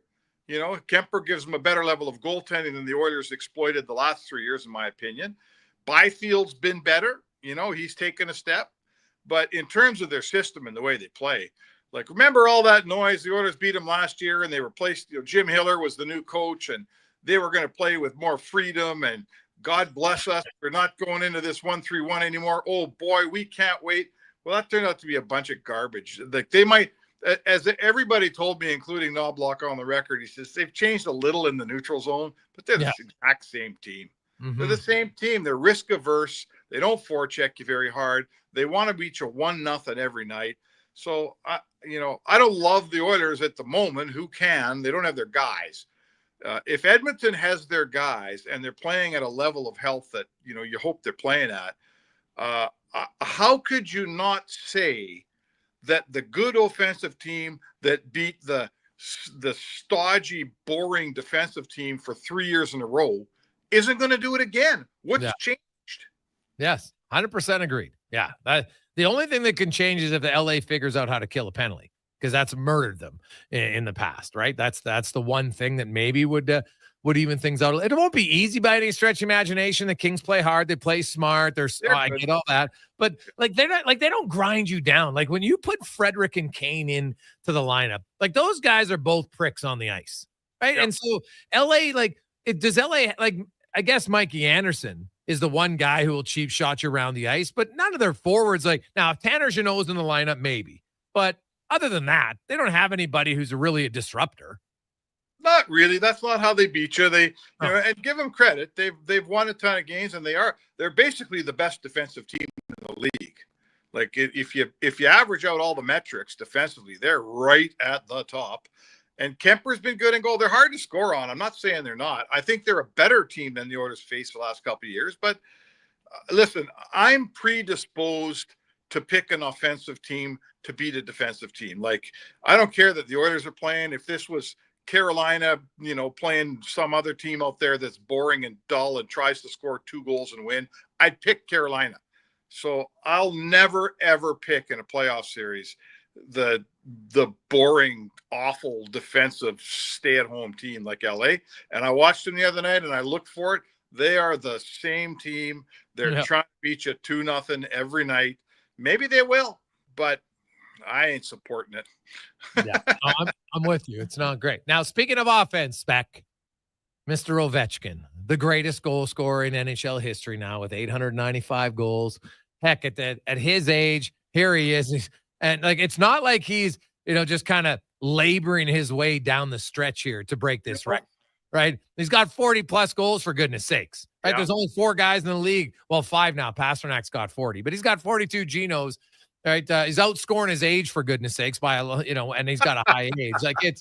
It's just remarkable to see what he's done in a record that for a long time, even Ovi back in 16, when no one was scoring, right? Like, it was funny, an interview with Elliot Friedman in 2016, back when Jamie Benn won the scoring title with 87 points, always like, yeah, it's not possible the way the game is now. And he's right. But then the game opened up again and boom, he scored a boatload of goals.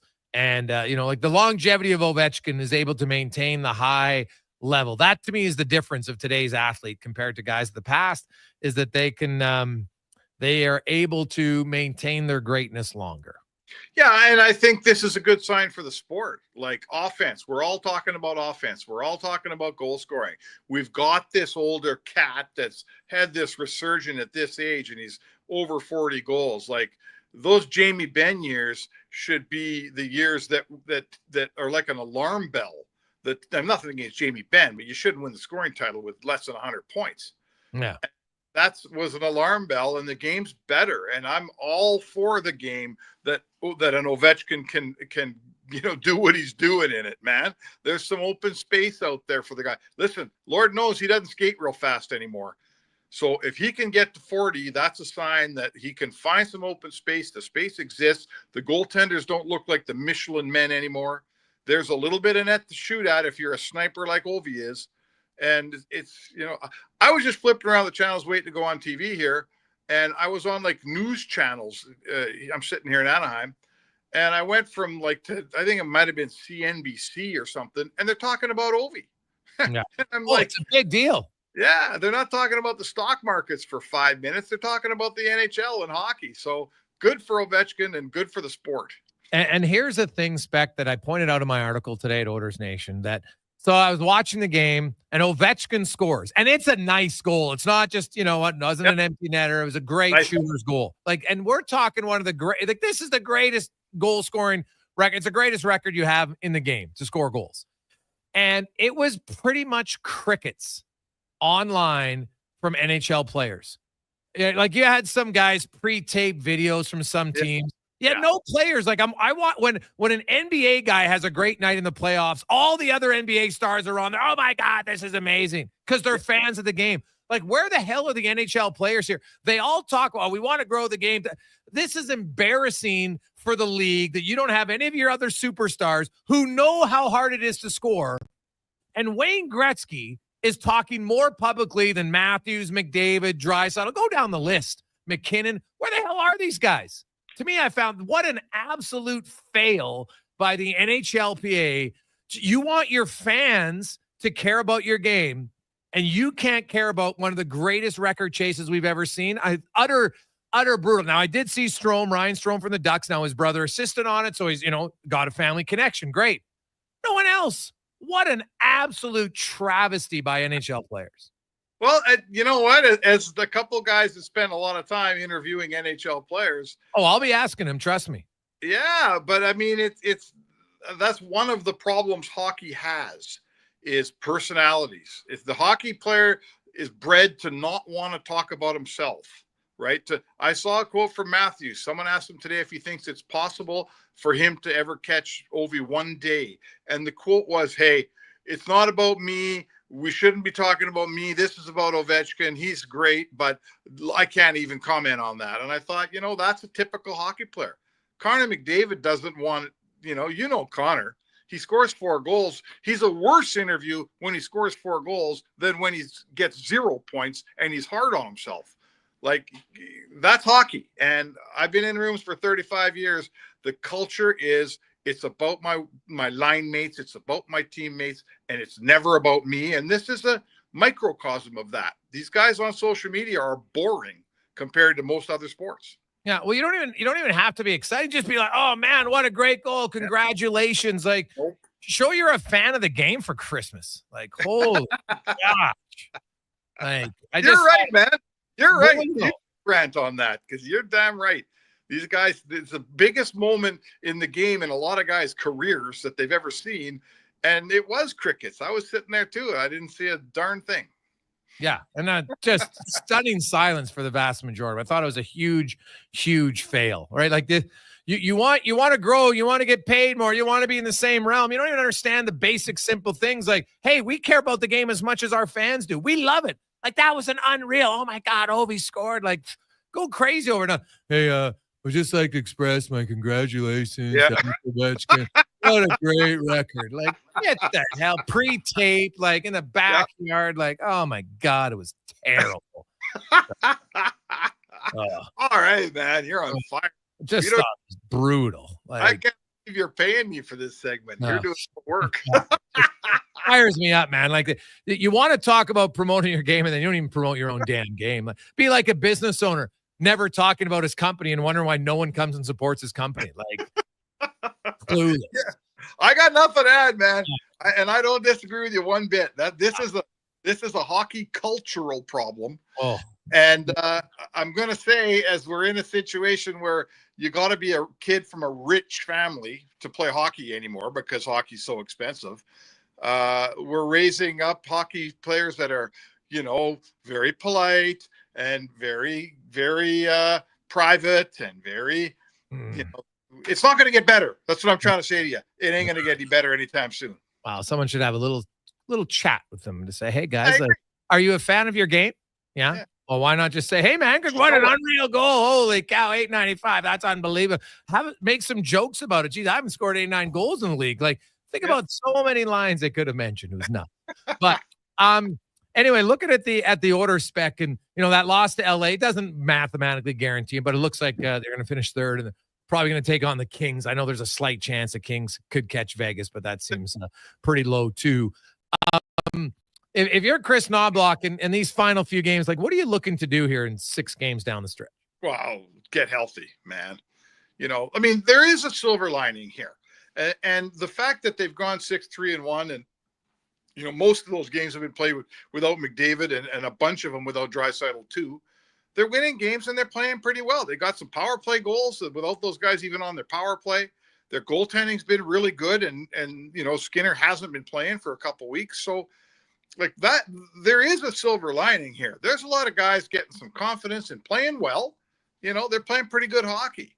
But by far, the most important thing is here, they're lucky in my eyes that they don't have to. Like, I think these last 6 games, Jay, they're locked in third place. I don't think they mean anything, frankly.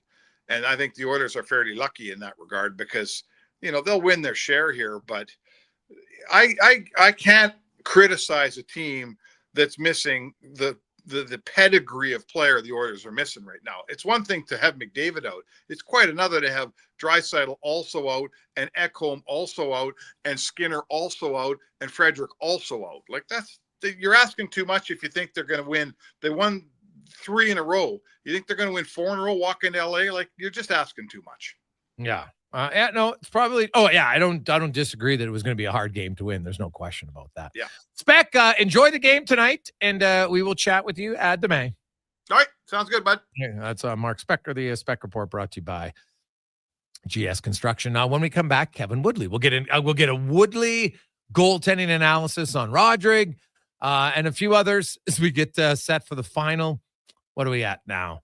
10 days of the regular season. The Gregor Show, presented by PlayAlberta.ca. Play Alberta has hundreds of casino games right at your fingertip. Join thousands discovering why Fortune Coin is one of Alberta's most popular games. Fill your reels with golden coins, multiply your prizes up to 6 times, and turn good spins into legendary ones. Land the Fortune Coin symbol to win cash, trigger the jackpot, launch the free spins bonus, and watch as the dragon takes over your screen. New players get 100 free spins only on playalberta.ca. Claim your offer today. Are you looking for safe and professional travel options?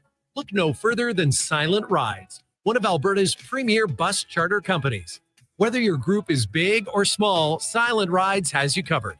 We offer state-of-the-art motor coaches, first-class service, and affordable rates. Get your quote today. For more information, call 1-877-748-0991 or visit silentrides.ca. Edmonton's premium live music and party venue is On the Rocks. Check out Bingo Tunes on Monday. Perform on the best stage in town with karaoke on Wednesdays. Learn how to salsa with Salsa Rocks on Thursdays. And every weekend, OTR goes live. With your favorite bands on the OTR stage and DJ Kenny K. For everything that's going on at On the Rocks, give us a follow. Facebook, Instagram, or Twitter. At On the Rocks, EDM. Eat well, party hard. On the Rocks. On the Rocks. On the Rocks. Open every day till 2 a.m. The Ford It's a Big Deal event is on now, and it's a great time to get a big deal on a 2025 Broncos Sport Big Ben. Visit your Alberta Ford store today. The Alzheimer's Face-Off, presented by Christensen Communities Limited, hits the ice April 25th to 27th. This Edmonton-based tournament pairs hockey fans with some of their favorites from the NHL Alumni Association for a fun-filled weekend, featuring a champions luncheon and tournament. Teams are already fundraising in the community, enabling the Alzheimer's Society of Alberta and Northwest Territories to continue providing help for today through free education programs and support services, and hope for tomorrow through research. For more information or to learn how you can get involved, visit alzheimersfaceoff.ca.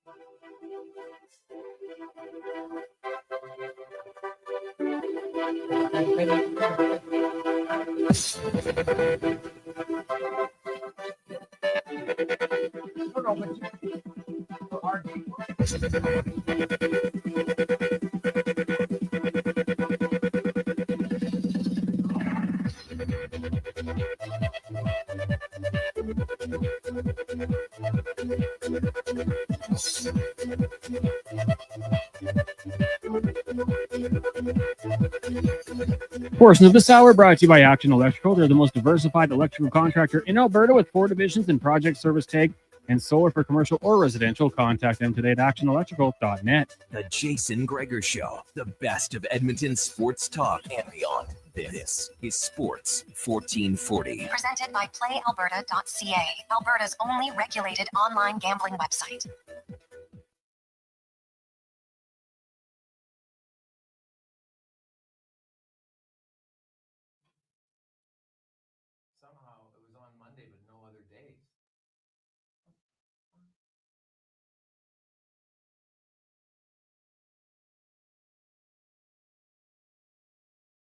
526.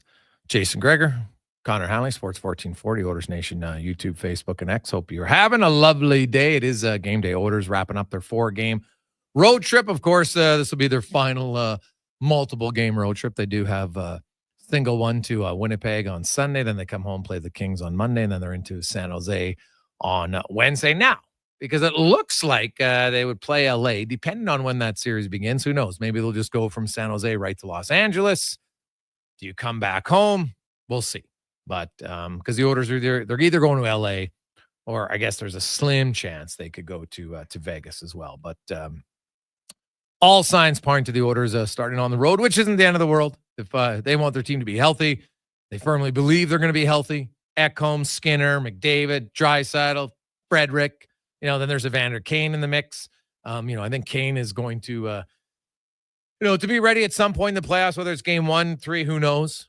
But there's a guy that when he does get in, you got to think he's going to be fired up. Hadn't played a game since June 10th. So there'll be lots of energy, I would guess, for the Edmonton Oilers when they get ready to go. Let's get to our playoff push now.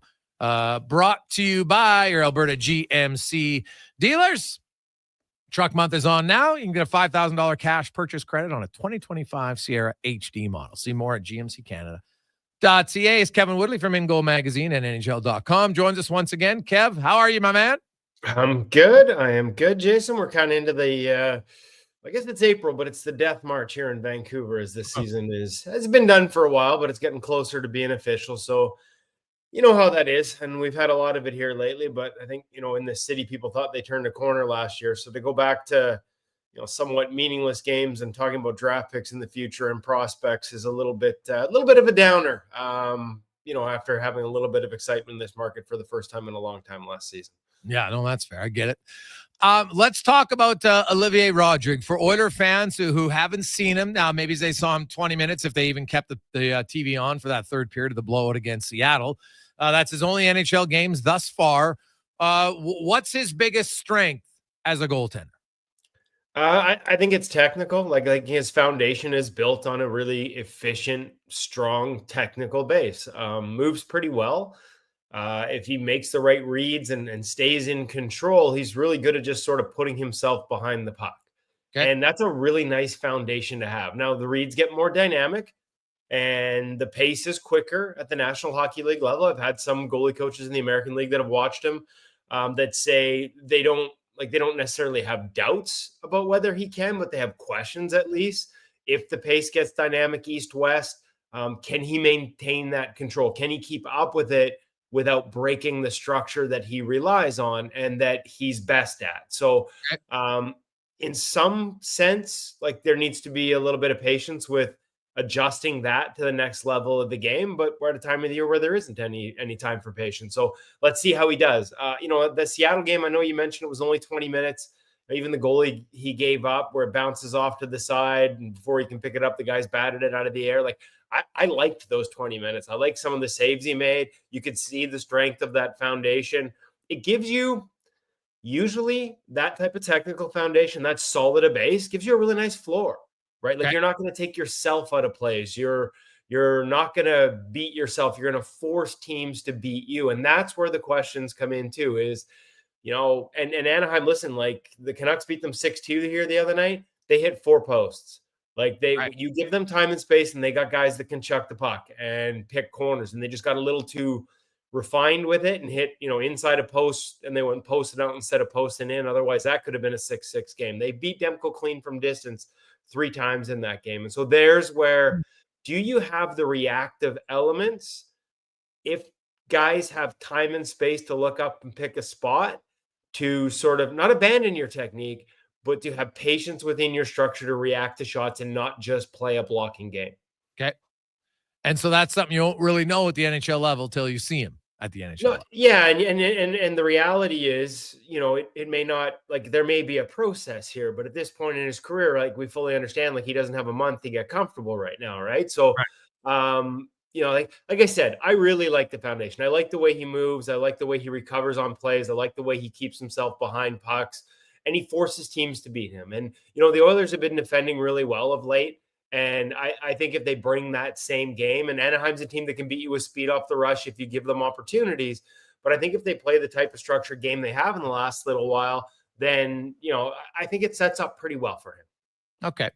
Kevin Woodley from In Goal Magazine and NHL.com joins us. So now, what about Dostal? Everything you've seen from him, Kev, same draft year as Olivier Rodrigue. There's only actually 4 guys in his draft class of 18 that have even played more than one NHL game this year, and Dostal's one of them. He's played the most. Well, where do you make it kind of his progression, and is he kind of locked in for you as the Ducks starter of the future? Yeah, it's a good question. I think he is. This year has been really good overall, started really, really well for him, but kind of, it's tailed off here. Like since the 4 Nations, his numbers are down. I think tonight will be like 18 and 21, something along those lines.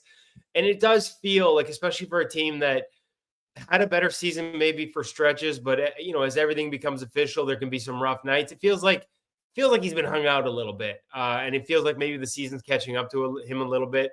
The statistics have fallen off even relative to a tougher defensive environment in the past couple of weeks. And so it's an opportunity here for him to sort of show that, hey, I can get it to the finish line in this role. He played a lot early this season, and he played exceptionally well. I mean, certainly Edmonton knows. They've seen the best of Lucas Dostal. They know what he's capable of. But this seems to be the next step for a lot of guys right now. Like, it's not just him. It's around the league. Like, how much can you play? Can you maintain it throughout the course of an entire season? We've seen a lot of drop-offs from a lot of bigger names around the league, frankly, and Dostal is just one of many. But the talent is clearly there. He's got number 1 upside. He's showing that. And the next step is just sort of delivering on it a little more consistently, a little longer to get through a season as a number 1 goaltender. Kevin Woodley from In Goal Magazine and NHL.com joined us. So, Kev, a few other things. We saw Ovi, and I want to get a goaltender's perspective. You look at Ovechkin, and he beats Sorokin finally for the first time, and on a shot from kind of just inside the top of the circle, short side. Like the guy knows how to shoot. When you look at Ovechkin, like what makes him like? Is it just velocity? Like what is it that has allowed him to be such a good shooter, and very few goalies have had success against him? Well, we got a piece up at ingolmag.com right now, and it's sort of I started this. I feel like it was like around goal 500. The NHL asked me to sort of have these conversations with NHL goalies. And it was Braden Holtby, who I built a pretty good relationship, that really opened my eyes to this. And the more I started asking guys, I was kind of shocked. Like I frankly didn't believe Holtby when he first told me. But Ovi's one-timer can curve. Like it's like a slider in baseball. If he hits it on that little toe curve, it will actually break. So if you're moving, you think of the pass to his office is always forcing the goaltender to go left to right. You're moving to your right, even if you're set and square, especially if you're still moving, it'll feel like it's coming at you, and it'll break down and away to your blocker low. And that's why so many pucks go just over the pad or through the body and the blocker on that side or around the glove. And it sounds nuts. It sounds absurd. It sounds impossible. But I've talked to more than half a dozen goalies that have seen him the most. Ryan Miller talked about it. James Reimer, Devin Dubin. Like I've talked to a bunch of guys, and they all say the same thing. Now, what makes it even more difficult is, as you said, he hits it up to 100 miles an hour. I think it was 2018 when he won the NHL hardest shot competition at 101 miles an hour. So he can get it up there on a regular basis between 90 and 95. But when he catches it off that toe, it's sometimes a little off speed. And because of the banana hook that he's got on the rest of the blade, before you get that little toe hook, it depends. It's not the same every time. So you can't even bank on the slider because sometimes he brings a straight heat. Sometimes it all depends on where he catches it on the blade. And so if you think as a goaltender, you're coming over there, you've got this guy winding up, tickling the rafters. He also almost never misses the net. That's a huge lesson for shooters out there. Like he forces goalies to make a save. That was another common comment. But where he catches it on his blade on a one-timer, whether it's off that toe hook or further into the curve, changes the way it moves. Devin Dubnyk said it can come off there 4 different ways. And as a goaltender, there's no way to read that. Like there's no way. You can read a wrist shot, hand angle, shoulder angle. Like you can read off a stick blade and have an understanding of where the guy is shooting, even on a one-timer or a wrist shot, either one. But because of the uniqueness of his curve and the way he uses it, he can deliver without any change in how he's winding up 4 or 5, Doobie said 4 different types of shots. And as a goalie, it's impossible to prepare for. You're sitting on a 100-mile-an-hour heater, and he throws you the 75-mile-an-hour knuckleball. It's a really tough thing for goalies, and I think it's a big reason why, even though we all know it's coming, so many of them struggle to stop it. Kevin Woodley from InGoal Magazine, NHL.com joins us. Now, Kev, you mentioned about the Oilers, their trends, because there for a while, they were like 30th and 25th in odd man rushes, high danger chances against, after being pretty good at it and being second all of last season under Knoblauch. What numbers are you seeing, since Skinner went down for Pickard and the team overall? Just like, it looks like they're getting back to sort of the defensive identity that we expected from this team last year. Overall, like just high danger 5-on-5 chances against, they're back into top 5 in the league. Everything just seems to be, and this is the key, right? Like, what do you do at this time of the year?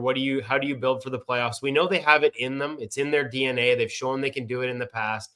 And we're just seeing those numbers. As much as overall the 5-on-5 rush chances still remain 22nd in the league, I think they've done a better job here of sort of sorting out that side of the puck, not giving up, as much of the highest danger stuff. It's not perfect. Like, they're still giving up some, but it seems to be just like there's a couple of stinkers in there, right? You mentioned the Seattle game, right? Like, so there's a couple of nights like that. But when they play well, it doesn't look as bad, and it's given their goaltenders a good chance. It's going to be important tonight against the Ducks because, like I said, they can generate off the rush. Oh, yeah. No, for sure. Now, when you say 22nd, that's on the season, correct? That's on the season, right? Yeah, that's on the season. And like I said, like, it's tough because overall, like, it's still around there overall over the last couple of weeks, but in a small sample, one night, and Seattle's been doing this to a bunch of teams too. Like, in a small sample, a game like Seattle where you start giving up a bunch of, they did it to the Canucks the other night. They beat them 5-0 and scored 4 of them on the rush in a game where Vancouver needed to win to keep whatever slim playoff hopes were alive. They were transitioning, getting up at ice and creating odd man rushes. And so in a small sample of, like, Skinner's been out for just a month right now, or a little less than a month, in a sample that small, all it takes is one game to throw it off. But when you look at it on a game by game basis, on a lot of the nights, the expected goals are below 2 or around 2. And that's where you want to see it.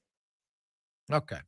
Now, you were looking up some trends for top goalies since Four Nations. What's the trend? Well, I was just looking up stats, and the trend that I found was, like, here, I'll give you a list. Since the Four Nations break, here are your top 6 NHL goaltenders relative to their environment. So based on shot quality, how they've outperformed it. See if you can identify the trend. Anton Forsberg, Casey DeSmith, Philip Grubauer, Scott Wedgwood, James Reimer, and Frederick Anderson. Thatcher Demko was in this list as well, but like I said, the Seattle game was a rough one for him statistically. It kind of knocked him off of it, but they're all guys that aren't playing much. But this is now almost 2 months of sample size. But their season totals are quite low in terms of how busy they've been.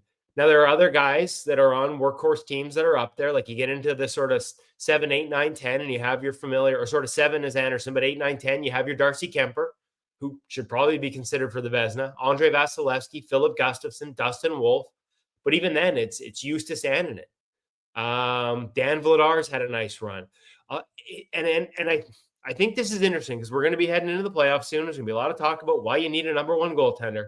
Yeah. But when I look at that list over a 2-month sample, and the top 7 goalies in the NHL are guys who did not play number 1 minutes. In Anderson's case, it's because of injury earlier in the season. A lot of these guys are backups. Wedgwood, a combination of the two, was a backup who was also hurt. And they have the best performances.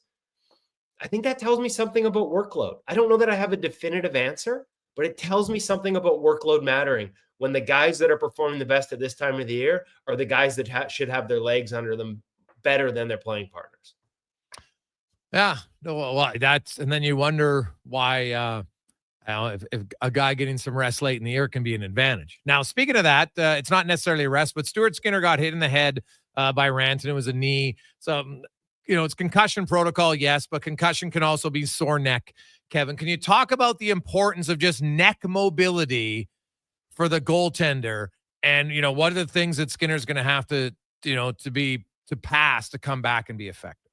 Well, I mean, like I said, I would hope that, that there's treatment there that alleviates both whatever. I mean, I've had neck injuries that generate concussion symptoms, and there's treatment you can get to help with it. And I would hope that he's getting that, because when you come back as an NHL goaltender, you have to find that puck as it's moving rapidly around the zone in and amongst 10 bodies, half of whom are trying to take your sight lines away. Yeah. And the ability to sort of, Ian Clark here in Vancouver used to use the phrase quick eyes side to side, quick eyes front to back. And as much of that visual connection to pucks is about moving your eyes, a lot of it is about moving your head too. And so I've had instances in the past where I felt like I'm okay and I'm coming off of a whiplash related injury where you get run, you get a knee in the head, you have post-concussion symptoms, you wait, you come back, you feel better. And all of a sudden, like you're looking behind your net and the puck goes up to, the slot. There's a low high pass in the slot and you whip your head around and boom, all the symptoms come back. I've experienced that. Okay. So again, important that he's through the protocol and hopefully, just getting the kind of work done in and around the neck that sort of resets the vestibular and the proprioception and everything's connected. And, in some cases you can I've had prolotherapy where things can get a little loose up there and you're actually doing injections into the neck to try and tighten some of the things up so the symptoms don't come back easily. I have no idea where he's at. I'm hoping he's well past all of these things, or that he hasn't had enough of this that it's even an issue. But at the end of the day, when you come back as an NHL goaltender, you have to be able to whip your head around without any problems to stay connected to the puck at the pace of how it moves around. And that's why, head injuries, neck injuries, whatever it is, they're not ideal for goaltenders because it's such a crucial part of your visual connection. You cannot rely on your peripheral. As much as that's a big part of reading the game, you can't rely on it. If you want to see the puck cleanly, everything needs to be sort of set and in place, and you want to have ultimately binocular vision, so sort of straight middle socket vision on the puck as it's being released. And it's obviously a lot harder to do. A lot harder to have your head on a swivel if it doesn't feel good anytime you move it quickly. Kev, great rundown, my man. As always, excellent stuff. We'll talk to you next Monday. We should by then have most of the playoff matchups set up. We shall see. It should be a lot of fun. Yeah, lots to talk about because we hinted at we talked a little bit about the teams that, these guys that are playing well, there's a lot of question marks for a lot of teams about how they manage their starter and their backup. And I'm really curious to see if more and more teams maybe go not with two goalies start to finish, but recognize the importance of working a second goalie in the middle of a series if they hope to have long-term success. I doubt it happens, but boy, I can't wait to break it down with you, buddy, because there's some fascinating cases. Oh, I love it. Awesome. Thanks, Kev. Appreciate it. Take care. It's Kevin Woodley from Ingo Magazine, NHL.com. Well, it is something to consider. Right now, it would be thinking outside the box. But if it's going to allow your team to win, if you believe if it's that much of a difference maker, we'll see. The other good news on that one, the Edmonton Oilers, we've talked about it. They're starting to shore up their defensive game. And magically, the numbers on everybody look a little bit better. Crazy how that works. Quick break. We'll come back with the lineup report and more. Jason Gregor, Connor Halley, Declan Kruger, Sports 1440, Oilers Nation, YouTube, Facebook, and X. You got a go-to coffee spot, a trusted barber, even a lucky game day jersey. But when it's about looking your absolute best, there's only one name you need. Mr. Dirk. Family run since 1939, we're experts in crafting impeccable tailor-made suits and offering a wide variety of everyday styles. Pair that with personalized one-on-one fittings and the convenience of on-site tailoring. Mr. Dirk elevates your style game. Visit our Edmonton store or explore MrDirk.com. Score big on Mr. Dirk. Day or night, tasting just the right. You can order oodle noodle. Neck injuries that generate concussion symptoms, and there's treatment you can get to help with it. And I would hope that he's getting that, because when you come back as an NHL goaltender, you have to find that. Ian Clark here in Vancouver used to use, and so Aaron, you're actually doing injections into the neck symptoms, sort of, Now, speaking of that, it's not necessarily a You know rest, how but you Stuart look Skinner forward got to hit in all the your head. favorite sports coming back in the spring? Soccer, well, I mean, baseball, golf. and Well, it's GS related Construction looks forward to getting back to with work the with the warmer weather. We're all excited and geared if it up for doesn't this feel very good busy anytime you time move of year. The groundbreaking season is upon us, and GS Construction is ready to roll with all sorts of new projects. Projects that help the community and make the place we live in better. For more on what we do, visit gsconstruction.ca. Spring into savings at the Brick. Refresh your home with huge discounts. Get up to 35% off sofas and sectionals and up to 25% off bedroom and dining room furniture. Dreaming of better sleep? Upgrade your mattress game. Get a king for the price of a queen on select mattresses. Plus, save the tax when you buy 3 or more major kitchen appliances. Some exclusions apply. See in store for details. The Brick. Proudly Canadian since 1971. The Alzheimer's Face-Off, presented by Christensen Communities Limited, hits the ice April 25th to 27th. This Edmonton-based tournament pairs hockey fans with some of their favorites from the NHL Alumni Association for a fun-filled weekend, featuring a champions luncheon and tournament. Teams are already fundraising in the community, enabling the Alzheimer's Society of Alberta and Northwest Territories to continue providing help for today through free education programs and support services, and hope for tomorrow through research. For more information or to learn how you can get involved, visit alzheimersfaceoff.ca. Explore beyond the boundaries of capability and value during Truck Month at GMC. Right now, get 0% financing for up to 72 months on the 2025 Sierra 1500 Crew Cab Pro Graphite. With a TurboMax engine delivering 310 horsepower, GMC Pro safety features, including automatic emergency braking, plus a max towing of up to 9,500 pounds. You'll be ready for anything this Truck Month. Ask your GMC dealer for details. Farm, ranch, acreage, or lake lot. They're here to help at Bashaw Concrete Products. Family owned and operated for 60 years. They continue to provide the best products and service, period. Call now for your free quote on the highest quality ready mix and gravel, a new septic tank, or an outhouse pad and tank, plus precast cattle water pads, garage sumps, and more. Call 780-372-3854 for prompt delivery. Bashaw Concrete Products, 780-372-3854. BashawConcrete.com. Portions of this hour brought to you by On the Rocks. Watch every Oilers game at OTR with $5.25 Molson Canadian, $5 Pink Whitney shots, and 60-cent wings. Plus, play Oilers Score and Win for your chance to win On the Rocks gift cards. Oilers Hockey at OTR. Book your table today. Jasper Ave and 118th. The Jason Gregor Show, the best of Edmonton sports talk and beyond. This is Sports 1440. Presented by PlayAlberta.ca, Alberta's only regulated online gambling website.